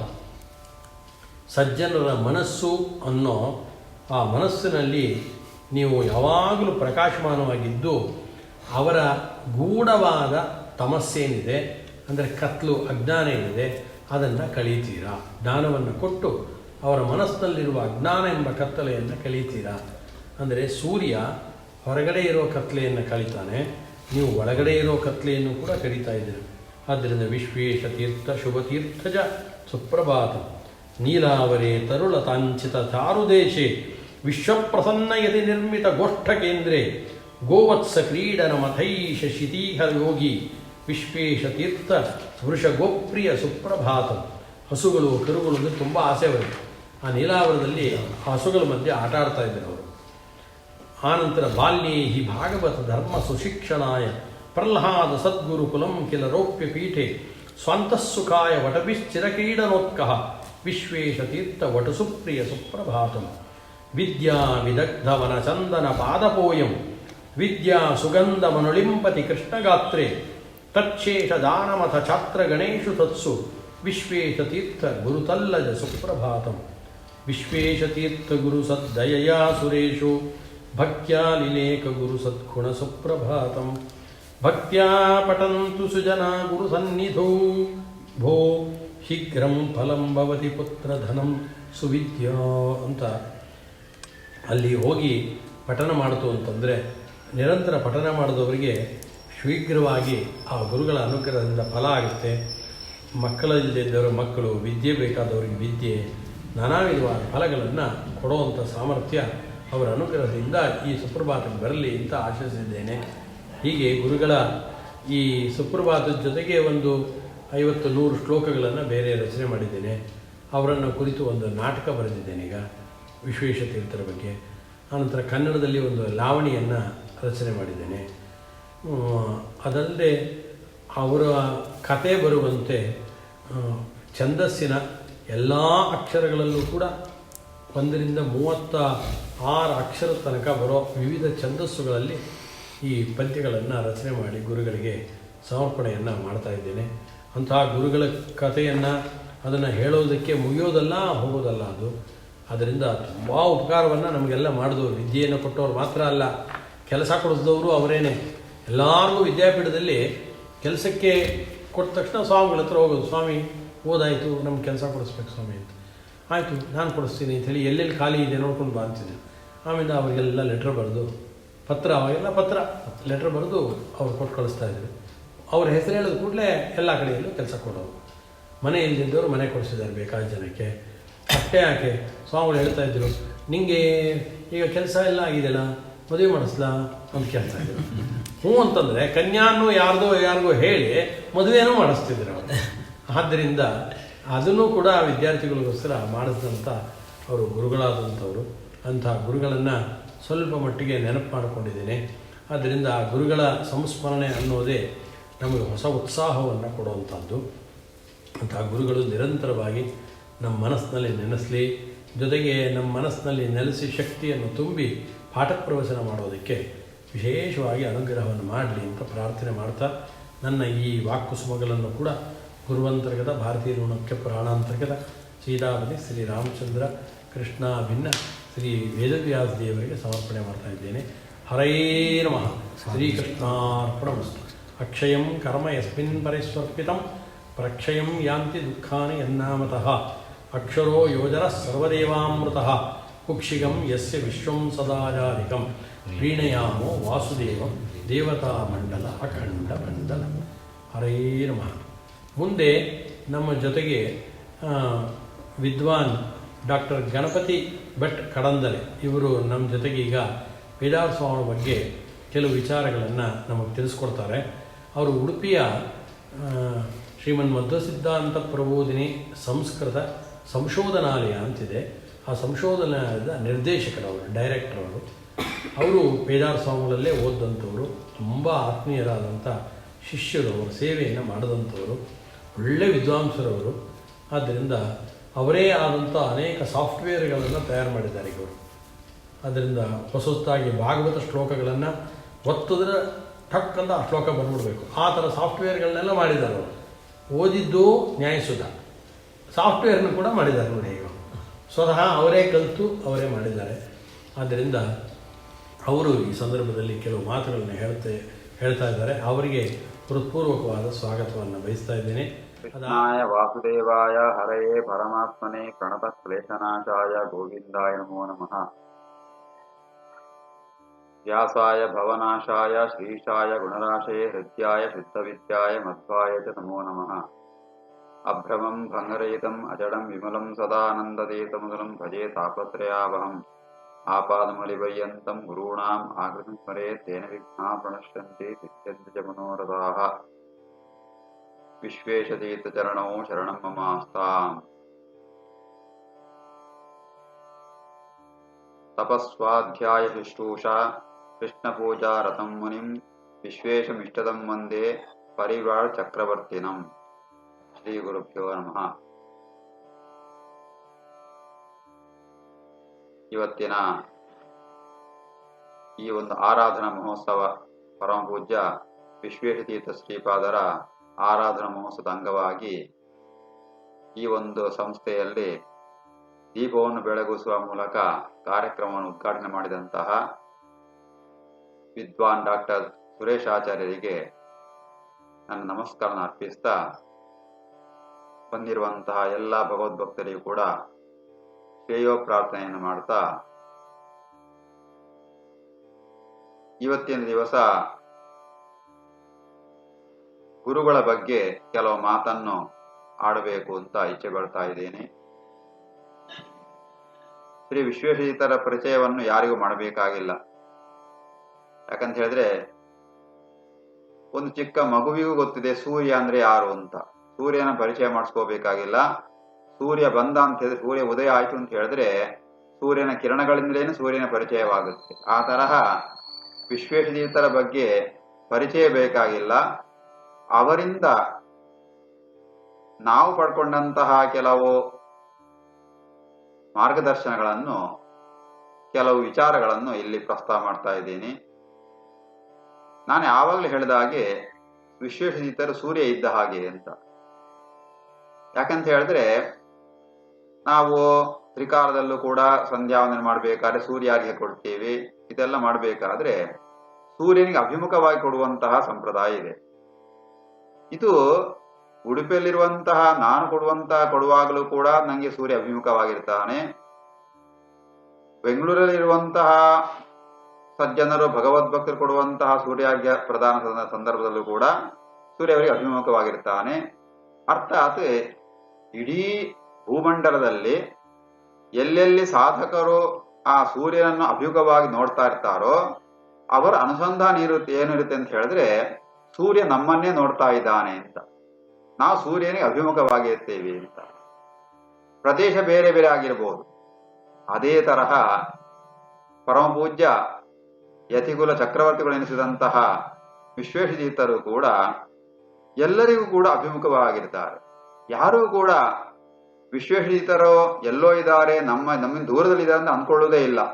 ಯಾರು ಹತ್ರ ಬಂದರೂ ಕೂಡ ವಿಶ್ವೇಶತೀರ್ಥರು ಆತ್ಮೀಯರಾಗಿ ಅವರನ್ನು ನೋಡ್ತಾ ಇದ್ರು. ಇದು ಅವರ ಒಂದು ಅದ್ಭುತವಾದಂತಹ ದೈವಿಕವಾದಂತಹ ಗುಣ ಅಂತ ಹೇಳ್ಬೋದು. ಇದು ಸಾಮಾನ್ಯ ಒಂದು ಚೇತನಕ್ಕೆ ಸಾಧ್ಯ ಇಲ್ಲ. ಅವನು ಒಳ್ಳೆಯವನಿರ್ಬೋದು ಅಥವಾ ಕೆಲವು ವ್ಯತ್ಯಾಸದಲ್ಲಿರುವಂತಹ ವ್ಯಕ್ತಿಗಳಿರ್ಬೋದು. ಎಂಥ ವ್ಯಕ್ತಿಗಳು ಬಂದರೂ ಕೂಡ ವಿಶ್ವೇಶತೀರ್ಥರ ಆ ಒಂದು ಆತ್ಮೀಯತೆ ಅಂತ ಹೇಳುವಂಥದ್ದು ಅದು ಅದ್ಭುತವಾದದ್ದು. ಈ ತರಹ ಸೂರ್ಯ ಯಾವ ರೀತಿಯಲ್ಲಿ ಎಲ್ಲರಿಗೂ ಕೂಡ ಅಭಿಮುಖವಾಗಿರ್ತಾನೋ ಅದೇ ತರಹ ವಿಶ್ವೇಶತೀರ್ಥರು ಕೂಡ ಅಭಿಮುಖವಾಗಿರ್ತಾರೆ. ಯಾವುದೇ ಊರಲ್ಲಿ ಹೋದರೂ ಕೂಡ ಅದು ಚಿಕ್ಕ ವಯಸ್ಸಿನ ಬಾಲಕರಿಂದ ಪ್ರಾರಂಭಿಸಿ ವಯೋವೃದ್ಧರವರೆಗೂ ಕೂಡ ಹೌದು ವಿಶ್ವೇಶತೀರ್ಥರು ನಮಗೆ ಅತ್ಯಂತ ಪರಿಚಯ, ನನ್ನನ್ನು ಭಾರಿ ಮಾತನಾಡಿಸಿದ್ರು, ಎಲ್ಲ ಇಡೀ ಸಭೆಯಲ್ಲಿ ನನ್ನನ್ನೇ ನೋಡಿ ಮಾತನಾಡಿಸಿದ್ರು ಅಂತ ಒಂದು ಮನೋಭಾವ ಫೀಲಿಂಗ್ ಬರುವ ಹಾಗೆ ಅವರ ವ್ಯವಹಾರ ಇತ್ತು. ಇಂತಹ ಗುರುಗಳ ಬಗ್ಗೆ ನಾವು ವಿಚಾರ ಮಾಡೋದಂತಾದ್ರೆ ಬೇರೆ ಬೇರೆ ದೃಷ್ಟಿಕೋನದಲ್ಲಿ ವಿಚಾರ ಮಾಡಬಹುದು. ಎಲ್ಲದಕ್ಕೂ ಕೂಡ ಪ್ರಧಾನವಾದಂತಹ ಅವರ ಸ್ಮರಣೆ ಹೇಗೆ ಅಂತ ಹೇಳಿದ್ರೆ ಗುರುತ್ವೇನ. ಯಾಕಂದ್ರೆ ಬೇರೆಲ್ಲವೂ ಕೂಡ ಅದಕ್ಕೆ ಪೂರಕ ಅಷ್ಟೇ ಹೊರತು ಅದೇ ಪ್ರಧಾನ ಅಲ್ಲ. ಪ್ರಧಾನ ಏನಂತ ಹೇಳಿದ್ರೆ ಜ್ಞಾನ ಉಪದೇಶಕರು ಎಂಬ ನೆಲೆಯಲ್ಲಿ ಗುರುಗಳ ಚಿಂತನೆ. ನಾವು ನಮ್ಮ ದೇಹದಲ್ಲಿ ಬೇರೆ ಬೇರೆ ಅಂಗಗಳಿದೆ. ಕಣ್ಣಿದೆ, ಕಿವಿ ಇದೆ, ಕಿಡ್ನಿ ಇದೆ, ಲಿವರ್ ಇದೆ. ಇದರ ಬೇರೆ ಬೇರೆ ಅಂಗಗಳು ಹೊರಗೆ ಒಳಗೆ ಎಲ್ಲ ಇದೆ. ಅದರ ಅಸ್ತಿತ್ವ ಅಂತ ಹೇಳುವಂಥದ್ದು ಅದು ಇದ್ದಾಗ ಅದರ ಬಗ್ಗೆ ಮಹತ್ವ ಗೊತ್ತಾಗುವುದಿಲ್ಲ. ಏನಾದ್ರು ವ್ಯತ್ಯಾಸ ಆಯ್ತು ಅಂತ ಹೇಳಿದ್ರೆ ಅಯ್ಯೋ ದೇವರ ನನ್ನ ಕಣ್ಣು ಹೋಯ್ತಲ್ಲ, ಆಪರೇಷನ್ ಮಾಡಬೇಕಾದ್ರೆ 10 ಲಕ್ಷ ಖರ್ಚಾಗುತ್ತೆ. ಈ ತರಹ ಅವುಗಳ ಅಭಾವದಿಂದ ಅವಳ ಮಹತ್ವ ಗೊತ್ತಾಗುವುದು ಬಹಳ ಸರ್ವೇ ಸಾಮಾನ್ಯ. ಆ ತರಹ ವಿಶ್ವೇಶತೀರ್ಥರು ಇದ್ದು ಏನು ಮಾಡಿದ್ರು ಎಂಬುದಕ್ಕಿಂತ ವಿಶ್ವೇಶತೀರ್ಥರು ಇಲ್ಲದಾಗಿದ್ದಿದ್ರೆ ಏನಾಗ್ತಿತ್ತು, ವಿಶ್ವೇಶತೀರ್ಥರಂತಹ ವ್ಯಕ್ತಿಗಳು ಬಂದಿಲ್ಲ ಅಂತ ಆಗಿದ್ದಿದ್ರೆ ಈಗಿನ ಪರಿಸ್ಥಿತಿ ಏನಾಗ್ತಿತ್ತು ಅಂತ ವಿಚಾರ ಮಾಡ್ಲಿಕ್ಕೆ ಹೋದ್ರೆ, ನಾನು ಬೇರೆ ಪ್ರದೇಶದ ಬಗ್ಗೆ ವಿಚಾರ ಮಾಡ್ಲಿಕ್ಕೆ ಹೋಗುದಿಲ್ಲ. ನಮ್ಮ ಈ ಒಂದು ಪರಿಸರದ ವ್ಯಕ್ತಿಗಳ ಒಂದು ಸ್ಥಿತಿಯನ್ನು ನಾವು ವಿಚಾರ ಮಾಡುದಂತಾದ್ರೆ ನಾನು ಇದೇ ಉಡುಪಿ ಪರಿಸರದಲ್ಲಿ ಹುಟ್ಟಿ ಬೆಳೆದವನು. ನಮ್ಮ ಮನೆ ಉಡುಪಿಯಿಂದ ಒಂದು 40 ಕಿಲೋಮೀಟರ್ ಆ ಕಡೆ. ನಾವು ಕೂಡ ಶಿವಳ್ಳಿ ಬ್ರಾಹ್ಮಣರು, ಶಿವಳ್ಳಿ ಮಾಧ್ವರು. ನಾವು ನಮ್ಮ ಒಂದು ದೇವಸ್ಥಾನದ ಪೂಜೆ, ಪೌರೋಹಿತ್ಯ ಇಂಥದ್ದು ಒಂದು ಸಂಪ್ರದಾಯ ಇತ್ತು ನಮ್ಮಲ್ಲಿ, ವೃತ್ತಿಗಳು. ಹಿಂದೆಲ್ಲ ಹೇಗಿತ್ತು ಅಂತ ಹೇಳಿದ್ರೆ, ತಂದೆ ಹೇಳಿಕೊಟ್ಟಂತ ವಿದ್ಯೆಯನ್ನು ಕಲಿತು ಮಗ ಪೌರೋಹಿತ್ಯವನ್ನಾಗ್ಲಿ ಅಥವಾ ದೇವರ ಪೂಜೆಯನ್ನಾಗ್ಲಿ ಮುಂದುವರಿಸಿಕೊಂಡು ಹೋಗುವಂತಹ ಸಂಪ್ರದಾಯ. ಉಡುಪಿಯ ರಥಬೀದಿಯ ಪರಿಸರದಲ್ಲಿ ಆ ಮಠದ ಅತ್ಯಂತ ಸನಿಹದ ಸಂಪರ್ಕವುಳ್ಳವರಿಗಷ್ಟೇನೆ ವೇದಾಂತ, ವೇದ, ಇತಿಹಾಸ, ಪುರಾಣಗಳ ಪರಿಚಯ. ಉಳಿದವರ ಪಾಡು ಹೇಗಿತ್ತು ಅಂತ ಹೇಳಿದ್ರೆ, ವೃತ್ತಿಗೆ ಬೇಕಾದಷ್ಟು ವಿದ್ಯೆಯನ್ನು ಕಲಿತು ಜೀವನ ಸಾಗಿಸ್ತಾ ಇದ್ರು, ಸತ್ಯವಾಗಿ ಒಳ್ಳೆ ರೀತಿಯಲ್ಲಿ ಜೀವನ ಸಾಗಿಸ್ತಾ ಇದ್ರು. ಆದರೆ ಈ ಶಾಸ್ತ್ರದ ಪರಿಚಯ ಎಂಬುದು ಬಹುತೇಕ ಒಂದು 98% ಹೇಳ್ಬೋದು ಇಲ್ಲಿರುವಂತಹ ಶಿವಳ್ಳಿ ಮಾಧ್ವರಿಗೆ ಇರಲಿಲ್ಲ. ಅದಕ್ಕೆ ಆದ್ರೆ ಇಲ್ಲಿ ಒಂದು ಸಂಸ್ಕೃತ ಕಾಲೇಜ್ ಇತ್ತು, ಉಡುಪಿಯ ಸಂಸ್ಕೃತ ಕಾಲೇಜ್ ಇತ್ತು. ಆದ್ರೆ ಅದು ಕೂಡ ಎಷ್ಟೋ ಒಂದು ಜನರಿಗೆ ಅದು ಅದರ ಸಂಪರ್ಕ ಆಗಿಲ್ಲ. ಆದ್ರೂ ಕೂಡ ತುಂಬಾ ಜನ ಅದರ ಉಪಯೋಗ ಪಡೀಲಿಕ್ಕೆ ಆಗಿಲ್ಲ. ಗುರುಗಳು ಏನ್ ಮಾಡಿದ್ರು ಅಂತ ಹೇಳಿದ್ರೆ, ಇದಕ್ಕೆಲ್ಲ ಒಂದು ಏನಾದ್ರು ಪರಿಹಾರ ಮಾಡಬೇಕು ಅಂತ ಹೇಳ್ಕೊಂಡು ಒಂದು ಗುರುಕುಲ ಸ್ಥಾಪನೆ ಮಾಡಿದ್ರು. ಆದ್ರೆ ಗುರುಕುಲ ಮಾಡಬೇಕಾದ್ರೆ ಅವರು ಆರಿಸಿಕೊಂಡನ್ನ ಜಾಗ ಉಡುಪಿಯ ಪರಿಸರವಲ್ಲ, ಮತ್ತೆ ಯಾವುದು ಅಂತ ಹೇಳಿದ್ರೆ ಬೆಂಗಳೂರು ಎಂಬ ನಗರ. ಅದು ಈಗ ನಗರ, ಆದ್ರೆ ಹಿಂದಿನ ನಗರ ಎಂಬುದು ಬಹಳ ಸೀಮಿತವಾಗಿತ್ತು. 1956ರಲ್ಲಿ ವಿದ್ಯಾಪೀಠವನ್ನು ಕಲ್ಯಾಣಿ ರಾಯರ ಮಠ ಅಂತ ಅಲ್ಲೊಂದು ವಿದ್ಯಾಪೀಠದ, ಈಗಿನ ವಿದ್ಯಾಪೀಠದ ಹತ್ತಿರದಲ್ಲಿ ಒಂದು ರಾಯರ ಮಠ ಇದೆ, ಅಲ್ಲಿ ಪ್ರಾರಂಭ ಮಾಡಿದ್ರು. ಎಷ್ಟೋ ಜನರಿಗೆ ಸಂಶಯ ಬಂದಿರಬಹುದು, ಎಷ್ಟೋ ಜನ ಮಾತನಾಡಿ ನಾನು ಕೇಳಿದ್ದೀನಿ, ವಿಶ್ವೇಶ್ವರಯ್ಯ ಅಲ್ಲಿ ಹೋಗಿ ಯಾಕೆ ಮಾಡಿದ್ರು ಅಂತ. ಅಂದ್ರೆ ಅವರ ಉದ್ದೇಶ ಏನಿತ್ತು ಅಂತ ಹೇಳಿದ್ರೆ, ಇಲ್ಲಿ ಈ ಪರಿಸರದ ಜಿಜ್ಞಾಸುಗಳಿಗೆ, ವಟುಗಳಿಗೆ, ವಿದ್ಯಾರ್ಥಿಗಳಿಗೆ ಈ ಪರಿಸರದಲ್ಲೇ ಒಂದು ಶಿಕ್ಷಣ ಕೊಟ್ರೆ, ವೇದಾಂತವನ್ನು ಉಪದೇಶ ಕೊಟ್ರೆ ಅದು ಬಹಳ ಪರಿಣಾಮಕಾರಿ ಆಗುವುದಿಲ್ಲ. ಅದು ಪರಿಣಾಮಕಾರಿ ಆಗಬೇಕು ಅಂತ ಹೇಳಿದ್ರೆ ಅದಕ್ಕೆ ಇನ್ನೊಂದು ಪರಿಸರ ಬೇಕು ಅಂತ ಆ ಒಂದು 21 ವರ್ಷದ ವಯಸ್ಸಿನಲ್ಲೇನೆ, ಅವಾಗ ಎಷ್ಟು ಅವರು ಒಂದು 26 ವರ್ಷ, 27ನೇ ವರ್ಷ, ಆ ವಯಸ್ಸಿನಲ್ಲಿ ಆಲೋಚನೆ ಮಾಡಿ ಅವರ ಗುರುಗಳಾದಂಥ ವಿದ್ಯಾಮನ ಮಾರ್ಗದರ್ಶನದಲ್ಲಿ ಬೆಂಗಳೂರಲ್ಲಿ ಪ್ರಾರಂಭ ಮಾಡಿದ್ರು. ಉದ್ದೇಶ ಏನಿತ್ತು ಅಂತ ಹೇಳಿದ್ರೆ, ಈ ಒಂದು ಪರಿಸರದ ವ್ಯಕ್ತಿಗಳು, ಈ ಒಂದು ಪರಿಸರದ ವಟುಗಳು ಅಲ್ಲಿಗೆ ಬರಬೇಕು, ಮತ್ತೆ ಉತ್ತರ ಕರ್ನಾಟಕ ಮತ್ತೆ ಘಟ್ಟದ ಮೇಲಿನ ವ್ಯಕ್ತಿಗಳು ಬರಬೇಕು ಅಂತ ಅವರ ಉದ್ದೇಶವಾಗಿತ್ತು. ಆವಾಗ ಏನಂತ ಹೇಳಿದ್ರೆ, ಆ ಜ್ಞಾನದ ವಿಸ್ತಾರ ಜಾಸ್ತಿ ಆಗುತ್ತೆ. ಇಲ್ಲದ ಹೋದ್ರೆ ಆ ಸಂಪರ್ಕ ಸಂಕುಚಿತವಾದಾಗ ಅದು ಜ್ಞಾನ ವಿಸ್ತಾರ ಆಗಲಿಕ್ಕೆ ಸಾಧ್ಯ ಇಲ್ಲ. ನನ್ನ ಮಟ್ಟಿಗೆ ಹೇಳುದಂತಾದ್ರೂ ಕೂಡ ನಾನು ವಿದ್ಯಾಪೀಠಕ್ಕೆ ಸೇರಿದ್ದು ಪೌರೋಹಿತ್ಯ ಅಧ್ಯಯನ ಮಾಡ್ಲಿಕ್ಕೋಸ್ಕರ ಅಂತ ಸೇರಿದ್ದು. ಯಾಕಂದ್ರೆ ಇದರ ಬಗ್ಗೆ ಕಲ್ಪನೆ ಇಲ್ಲ ನಮ್ಮ ಮನೆಯ ಒಳಗೆ ಪರಿಸರದಲ್ಲಿ ವೇದಾಂತ, ಈ ಬ್ರಹ್ಮಸೂತ್ರಗಳು, ಭಾಷ್ಯ, ನ್ಯಾಯಸುಧ ಇದೆಲ್ಲ ಪರಿಚಯ ಇಲ್ಲೇ ಅಂದ್ರೆ ಹೇಳ್ಬೋದಿತ್ತು. ಹೌದು, ಹಿಂದಿನ ಪರಂಪರೆ ಒಂದು 2-3 ತಲೆಮಾರು ಹಿಂದೆ ಇತ್ತಂತೆ. ಆದ್ರೆ ನಮ್ಮ ತಂದೆಯಾದ ತಲೆಮಾರಿ ಆಗಬೇಕಾದ್ರೆ ಅದು ಏನು ಇಲ್ಲ ಅಂತಲೇ ಆಗಿತ್ತು. ಆದ್ರೂ ಕೂಡ ಪೌರೋಹಿತ್ಯ ಅಧ್ಯಯನ ಮಾಡಬೇಕು, ಮಂತ್ರ ಅಧ್ಯಯನ ಮಾಡಬೇಕು ಅಂತ ನನ್ನ ತಂದೆ ಅಲ್ಲಿಗೆ ಸೇರಿಸಿದ್ರು. ಪೌರೋಹಿತ್ಯ ಅಧ್ಯಯನ ಮಾಡಿದೆ. ಆದರೆ ಅಲ್ಲಿಯ ಪರಿಸರವನ್ನು ನೋಡಿದಾಗ ಅಲ್ಲಿಯ ಒಂದು ಶಿಕ್ಷಣ ವ್ಯವಸ್ಥೆ ಅದು ಎಷ್ಟೊಂದು ಪರಿಣಾಮಕಾರಿ ಆಯಿತು ಅಂತ ಹೇಳಿದ್ರೆ, ವಿದ್ಯಾಪೀಠದಲ್ಲಿ, ಪೂರ್ಣಪ್ರಜ್ಞ ವಿದ್ಯಾಪೀಠದಲ್ಲಿ ಪೌರೋಹಿತ್ಯದ ಶಿಕ್ಷಣ ಎಂಬುದು ಒಂದು ಭಾಗ. ಪ್ರಧಾನ ಭಾಗ ಯಾವುದು ಅಂತ ಹೇಳಿದ್ರೆ ಸಂಸ್ಕೃತ, ಅದಕ್ಕಿಂತ ವಿಶೇಷವಾಗಿ ಮಾಧ್ವ ವೇದಾಂತ. ಇವತ್ತಿನ ದಿವಸ ಮಾಧ್ವ ವೇದಾಂತದ ಬಗ್ಗೆ ಅಥವಾ ಮಧ್ವಾಚಾರ್ಯರ ಬಗ್ಗೆ ಅಥವಾ ಈ ಇತಿಹಾಸ ಪುರಾಣಾದಿಗಳ ಬಗ್ಗೆ ಈ ಒಂದು ಉಡುಪಿ ಅಂತ ನಾನು ಗುರಿ ಉಡುಪಿ ಮಾತ್ರ ಹೇಳ್ತಾ ಇಲ್ಲ, ಈ ಒಂದು ಕರಾವಳಿಯ ಜಿಲ್ಲೆಗಳಲ್ಲಿ ವಿಶೇಷವಾದ ಒಂದು ಪ್ರಜ್ಞೆ ಉಂಟಾಗಿದೆ ಅಂತ ಹೇಳಿದ್ರೆ ಅದರದ ಪೂರ್ಣ ಕ್ರೆಡಿಟ್, ಅದರ ಪೂರ್ಣ ಎಂಬುದು, ಆ ಪೂರ್ಣ ಫಲ ಯಾರ್ದು ಅಂತ ಹೇಳಿದ್ರೆ, ಅದರ ಪೂರ್ಣ ಪ್ರಯತ್ನ ಯಾರ್ದು ಅಂತ ಹೇಳಿದ್ರೆ ಪರಮ ಪೂಜ್ಯ ವಿಶ್ವೇಶ್ವರಯ್ಯರಂದು ಹೇಳಲೇಬೇಕು. ಯಾಕಂತ ಹೇಳಿದ್ರೆ ಪೌರೋಹಿತ್ಯ ಕಲಿಗೆ ಹೋದಂತಹ ನಾವೆಲ್ಲರೂ ಕೂಡ ವೇದಾಂತವನ್ನು ಅಧ್ಯಯನ ಮಾಡಿ ಆ ಒಂದು ಮಾಧ್ವ ವೇದಾಂತದ, ನಮ್ಮ ಪೂರ್ವಜರು ಮಾಧ್ವರಾಗಿದ್ದರೂ ಕೂಡ ನಮ್ಮಲ್ಲಿ ಆ ಪ್ರಜ್ಞೆ ಕಮ್ಮಿದ್ದ ಕಾರಣದಿಂದಾಗಿ ಈ ಒಂದು ಗುರುಗಳ ಸಂಪರ್ಕದಿಂದ ಮಾಧ್ವ ವೇದಾಂತದ ಒಂದು ಆ ವಿಶೇಷ ಆಸಕ್ತಿ, ಅದರ ಅಧ್ಯಯನ ನಡೆಸಲಿಕ್ಕಾಯಿತು. ಇಲ್ಲದ ಹೋದ್ರೆ ನಾವು ಇದೇ ಪರಿಸರದಲ್ಲಿ ಪೌರೋಹಿತ್ಯ ಅಧ್ಯಯನ ಮಾಡಿದಿದ್ರೆ ಪೌರೋಹಿತ್ಯ ಮಾಡ್ಕೊಂಡು ನಮ್ಮ ಜೀವನದ ಕಳೀತಾ ಇತ್ತು. ಈ ಶಾಸ್ತ್ರದ ಒಂದು ಸಂಪರ್ಕನೇ ಆಗ್ತಾ ಇರಲಿಲ್ಲ. ಆ ಮಟ್ಟಿಗೆ ನಾವು ಎಷ್ಟು ಕೃತಜ್ಞತೆ ಹೇಳಲಿದ್ರು ಕಮ್ಮಿಯೇ. ಅಥವಾ ನಾವ್ ಯಾವುದೋ ಒಂದು ಕಂಪನಿ ಕೆಲಸನೋ ಅಥವಾ ಹೊರಗಿನ ಲೌಕಿಕ ಕೆಲಸಕ್ಕೆ ಹೋಗಿದ್ರು ಕೂಡ ಅದಂತೂ ಸುತರಾಂ ಸಿದ್ಧ ಆಗ್ತಾ ಇರಲಿಲ್ಲ.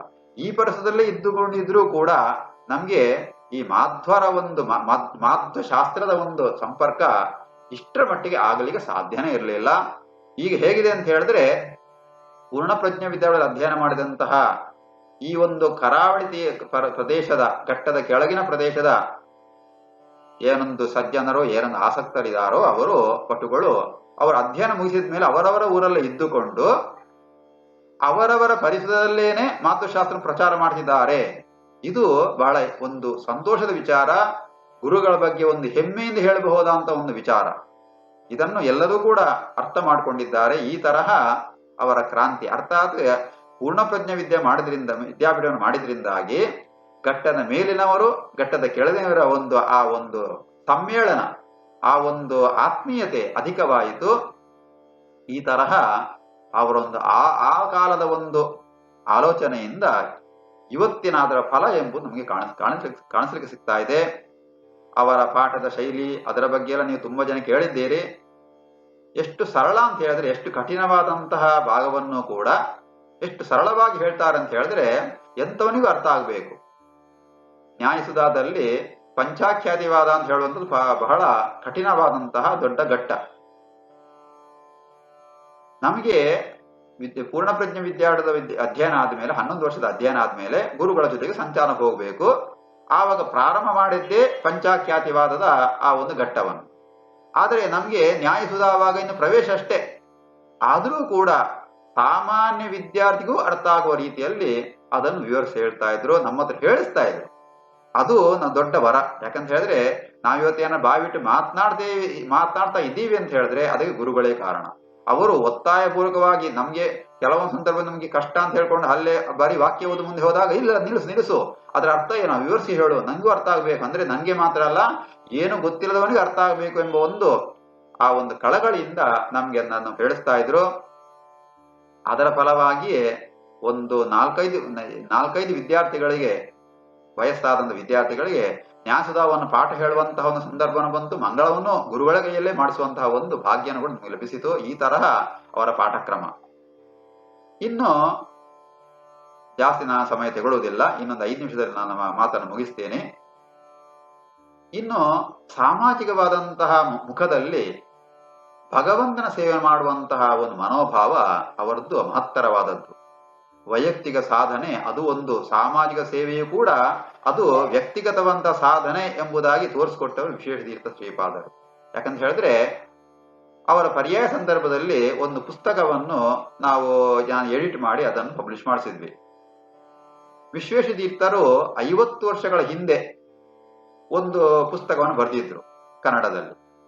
ಅದು ಈಗ ಮತ್ತೆ ಅದನ್ನು ಇನ್ನೊಬ್ರು ನನ್ನ ಶಿಷ್ಯರೇ ಒಬ್ರು ಈಗ ಆಂಗ್ಲ ಭಾಷೆಯಲ್ಲಿ ತರ್ಜುಮೆ ಮಾಡಿದ್ರು. ಅದನ್ನು ನಾವು ಪ್ರಕಟಗೊಳಿಸಿದ್ವಿ, ಎಡಿಟ್ ಮಾಡಿ ಪ್ರಕಾಶಗೊಳಿಸಿದ್ವಿ. ನಾನು ಯಾಕೆ ಅದನ್ನು ಹೇಳ್ತಿದ್ದೆ ಅಂತ ಹೇಳಿದ್ರೆ, ನಾನಾ ಜನಸ ಶುಶ್ರೂಷ ಕರ್ಮಾಖ್ಯ ಕರವನ್ಮಿತೆ ಎಂದು ಹೇಳುವಂತಹ ಶ್ರೀಮನ್ ಮಧ್ವಾಚಾರ್ಯರ ಉಪದೇಶ ಏನಿದೆಯೋ ಅದನ್ನು 50 ವರ್ಷಗಳ ಹಿಂದೆ ಪ್ರಾರಂಭ ಏನೋ ಅವರ ಒಂದು ದೃಢವಾದಂತಹ ಮನೋಸ್ಥೈರ್ಯದಿಂದ ಮಾಡ್ತಾ ಇದ್ರು. ಅದು ಇವತ್ತಿಗೂ ಕೂಡ ಅವರ ಕೊನೆಯ ಕ್ಷಣದ ತನಕವೂ ಕೂಡ ಅದೇ ರೀತಿಯಲ್ಲಿ ನಡೆಸ್ತಾ ಇದ್ರು. ಸಾಧಾರಣವಾಗಿ ನಮ್ಮಲ್ಲಿ ಹೇಗೆ ಅಂತ ಹೇಳಿದ್ರೆ 1 ವರ್ಷಕ್ಕೆ 2 ವರ್ಷಕ್ಕೆ ನಮ್ಮ ಒಂದು ಆ ಜೀವನ ಶೈಲಿಯ ವ್ಯತ್ಯಾಸವಾಗುತ್ತೆ, ನಮ್ಮ ಆಲೋಚನೆಯ ಒಂದು ಮಾರ್ಗವೇ ಬೇರೆ ಆಗಿರುತ್ತೆ. ಆದರೆ ಗುರುಗಳ ಒಂದು ಆ ವಿಚಾರಧಾರೆ ಅಂತ ಹೇಳುವಂಥದ್ದು ಸ್ವಲ್ಪನೂ ಡಿವೇಟ್ ಆಗಿಲ್ಲ. ಆ ತರಹ ಅವರ ಒಂದು ಆ ಸಾಮಾಜಿಕ ಕಳಕಳಿ ತನ್ಮೂಲಕವಾಗಿ ಆ ಸಾಮಾನ್ಯ ಜನರಲ್ಲೂ ಇರುವಂತಹ ಶೂನ್ಯಚೈವ ಶಪಾಕೇಚ ಪಂಡಿತ ಸಮದರ್ಶನ ಅಂತ ಹೇಳುವಂತಹ ಒಂದು ಮನೋಭಾವದಿಂದ ಅವರ ಆ ಭಗವಂತನ ಸೇವಾರೂಪವಾಗಿ ಸಮಾಜ ಮಾಡಿದ್ರು. ಸರ್ವತ್ರ ಸಮದರ್ಶೀಚ ಸರ್ವತ್ರ ವಿಗತ ಸ್ಪೃಹ ಸರ್ವಂ ಚಕಾರ ಯತ್ಕೃತ್ಯಂ ವಿಶ್ವೇಶಂ ತಮಾಮ್ಯಹಂ ಅಂತ.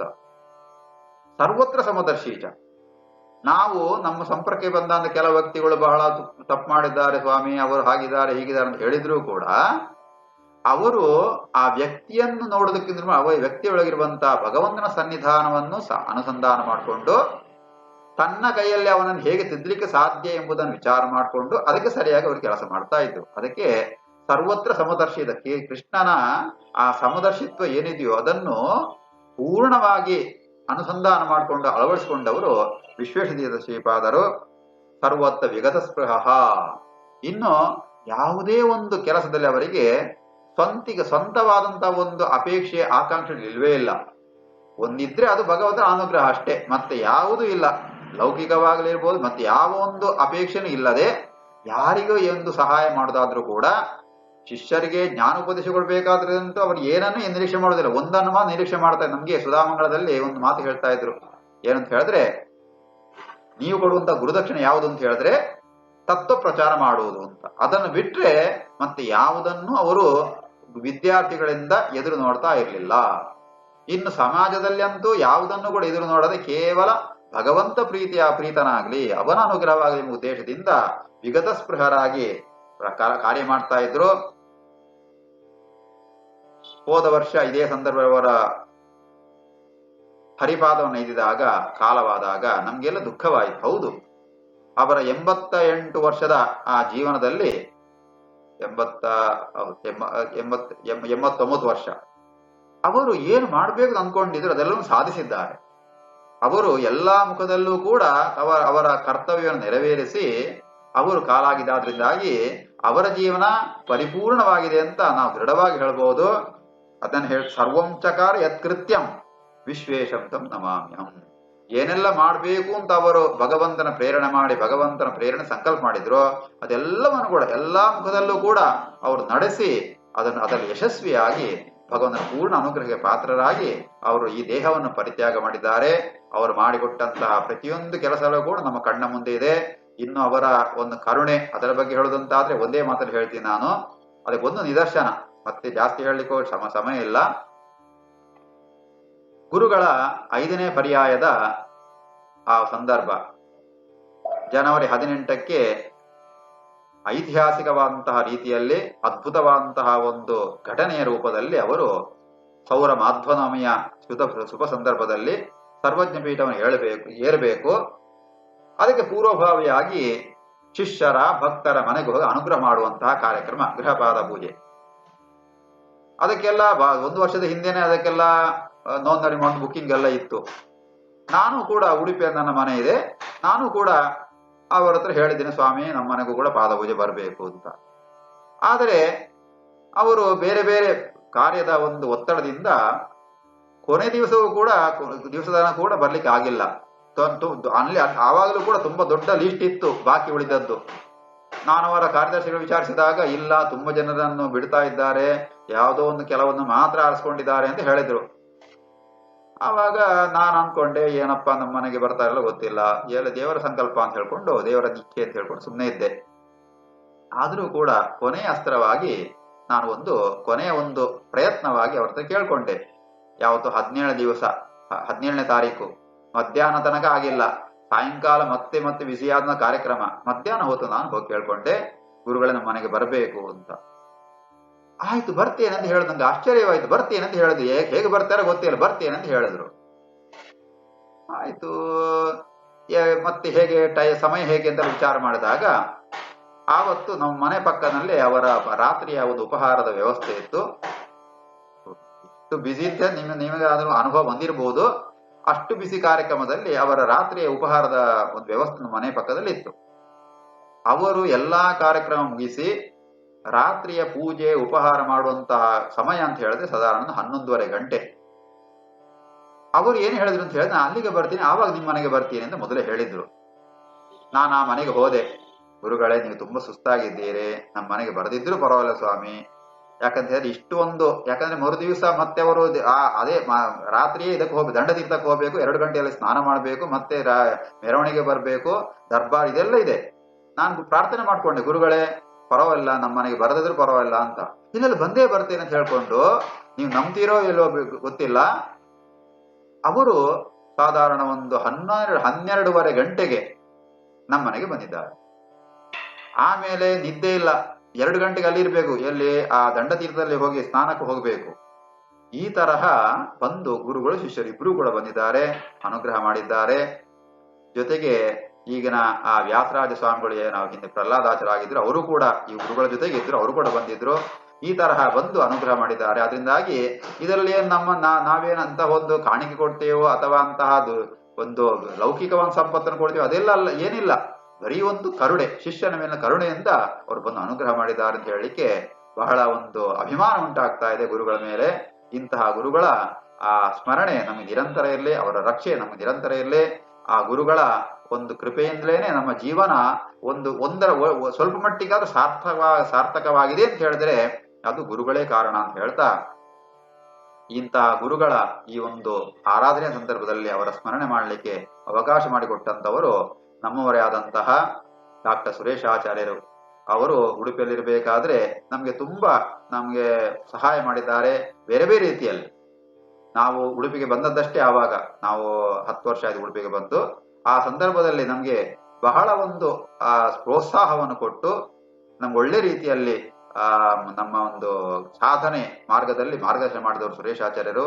ಅವರಿಗೆ ನನ್ನ ಕೃತಜ್ಞತಾಪೂರ್ವಕವಂತ ನಮಸ್ಕಾರವನ್ನು ಅರ್ಪಿಸ್ತಾ, ಈ ಒಂದು ಮಾತನ್ನು ಕೇಳಿದ ನಿಮಗೆಲ್ಲರಿಗೂ ಕೂಡ ಆ ಭಗವಂತನ ಅನುಗ್ರಹವನ್ನು ಪ್ರಾರ್ಥನೆ ಮಾಡ್ತಾ ನಾನು ಈ ಮಾತನ್ನು ನಮ್ಮ ಗುರುಗಳಾದಂತಹ ವಿಶ್ವೇಶತೀರ್ಥರ ಅಂತರ್ಗತನಾದಂತಹ ಆ ಭಾರತೀಯರ ಮುಖ್ಯ ಪ್ರಾಣಾಂತರ್ಗತನಾದಂತಹ ಶ್ರೀ ವೇದವ್ಯಾಸಾತ್ಮಕ ಮತ್ತು ಶ್ರೀ ಗೋಪಾಲಕೃಷ್ಣನಿಗೆ ಅರ್ಪಣೆ ಮಾಡ್ತಾ ಇದ್ದೀನಿ. ಶ್ರೀಕೃಷ್ಣಾರ್ಪಣಮಸ್ತು. ಯಸ್ ಸರ್ವಗುಣ ಸಂಪೂರ್ಣ ಸರ್ವದೋಷ ವಿವರ್ಜಿತ ಪ್ರಿಯತಾಂ ಪ್ರೀತೇವಾಲಂ ವಿಷ್ಣುರ್ಮೇ ಪರಮಸ್ಸುಹೃತ್. ಗುರುಗಳ ಬಗ್ಗೆ ಇನ್ನೊಂದು ಶ್ಲೋಕ ಇದೆ. ನಾನಾ ಜನಸ ಶುಶ್ರೂಷಾ ಹರಿಸೇವೇದು ಯೋ ಯತಿ ಮತ್ವಾ ನಿನ್ನೆ ವಯ ಪೂರ್ಣಂ ವಿಶ್ವೇಶಂ ತಂ ನಮಾಮ್ಯಹಂ. ನಾನಾ ಜನ ಶುಶ್ರೂಷಾ ಹರಿಸೇವೇದು ಯೋ ಯತಿ, ಅವರ ಒಂದು ಜೀವನದ ಧ್ಯೇಯನೇ ಅದಾಗಿತ್ತು. ಅದನ್ನೇ ಧ್ಯೇಯವಾಗಿಟ್ಟುಕೊಂಡು ತನ್ನ ಪೂರ್ಣ ವಯಸ್ಸನ್ನು ಮುಗಿಸಿದ್ದಾರೆ ಅಂತ ಗುರುಗಳಿಗೆ ನಮಸ್ಕಾರ. ಶ್ರೀಕೃಷ್ಣ ಅರ್ಪಣಮಸ್ತು.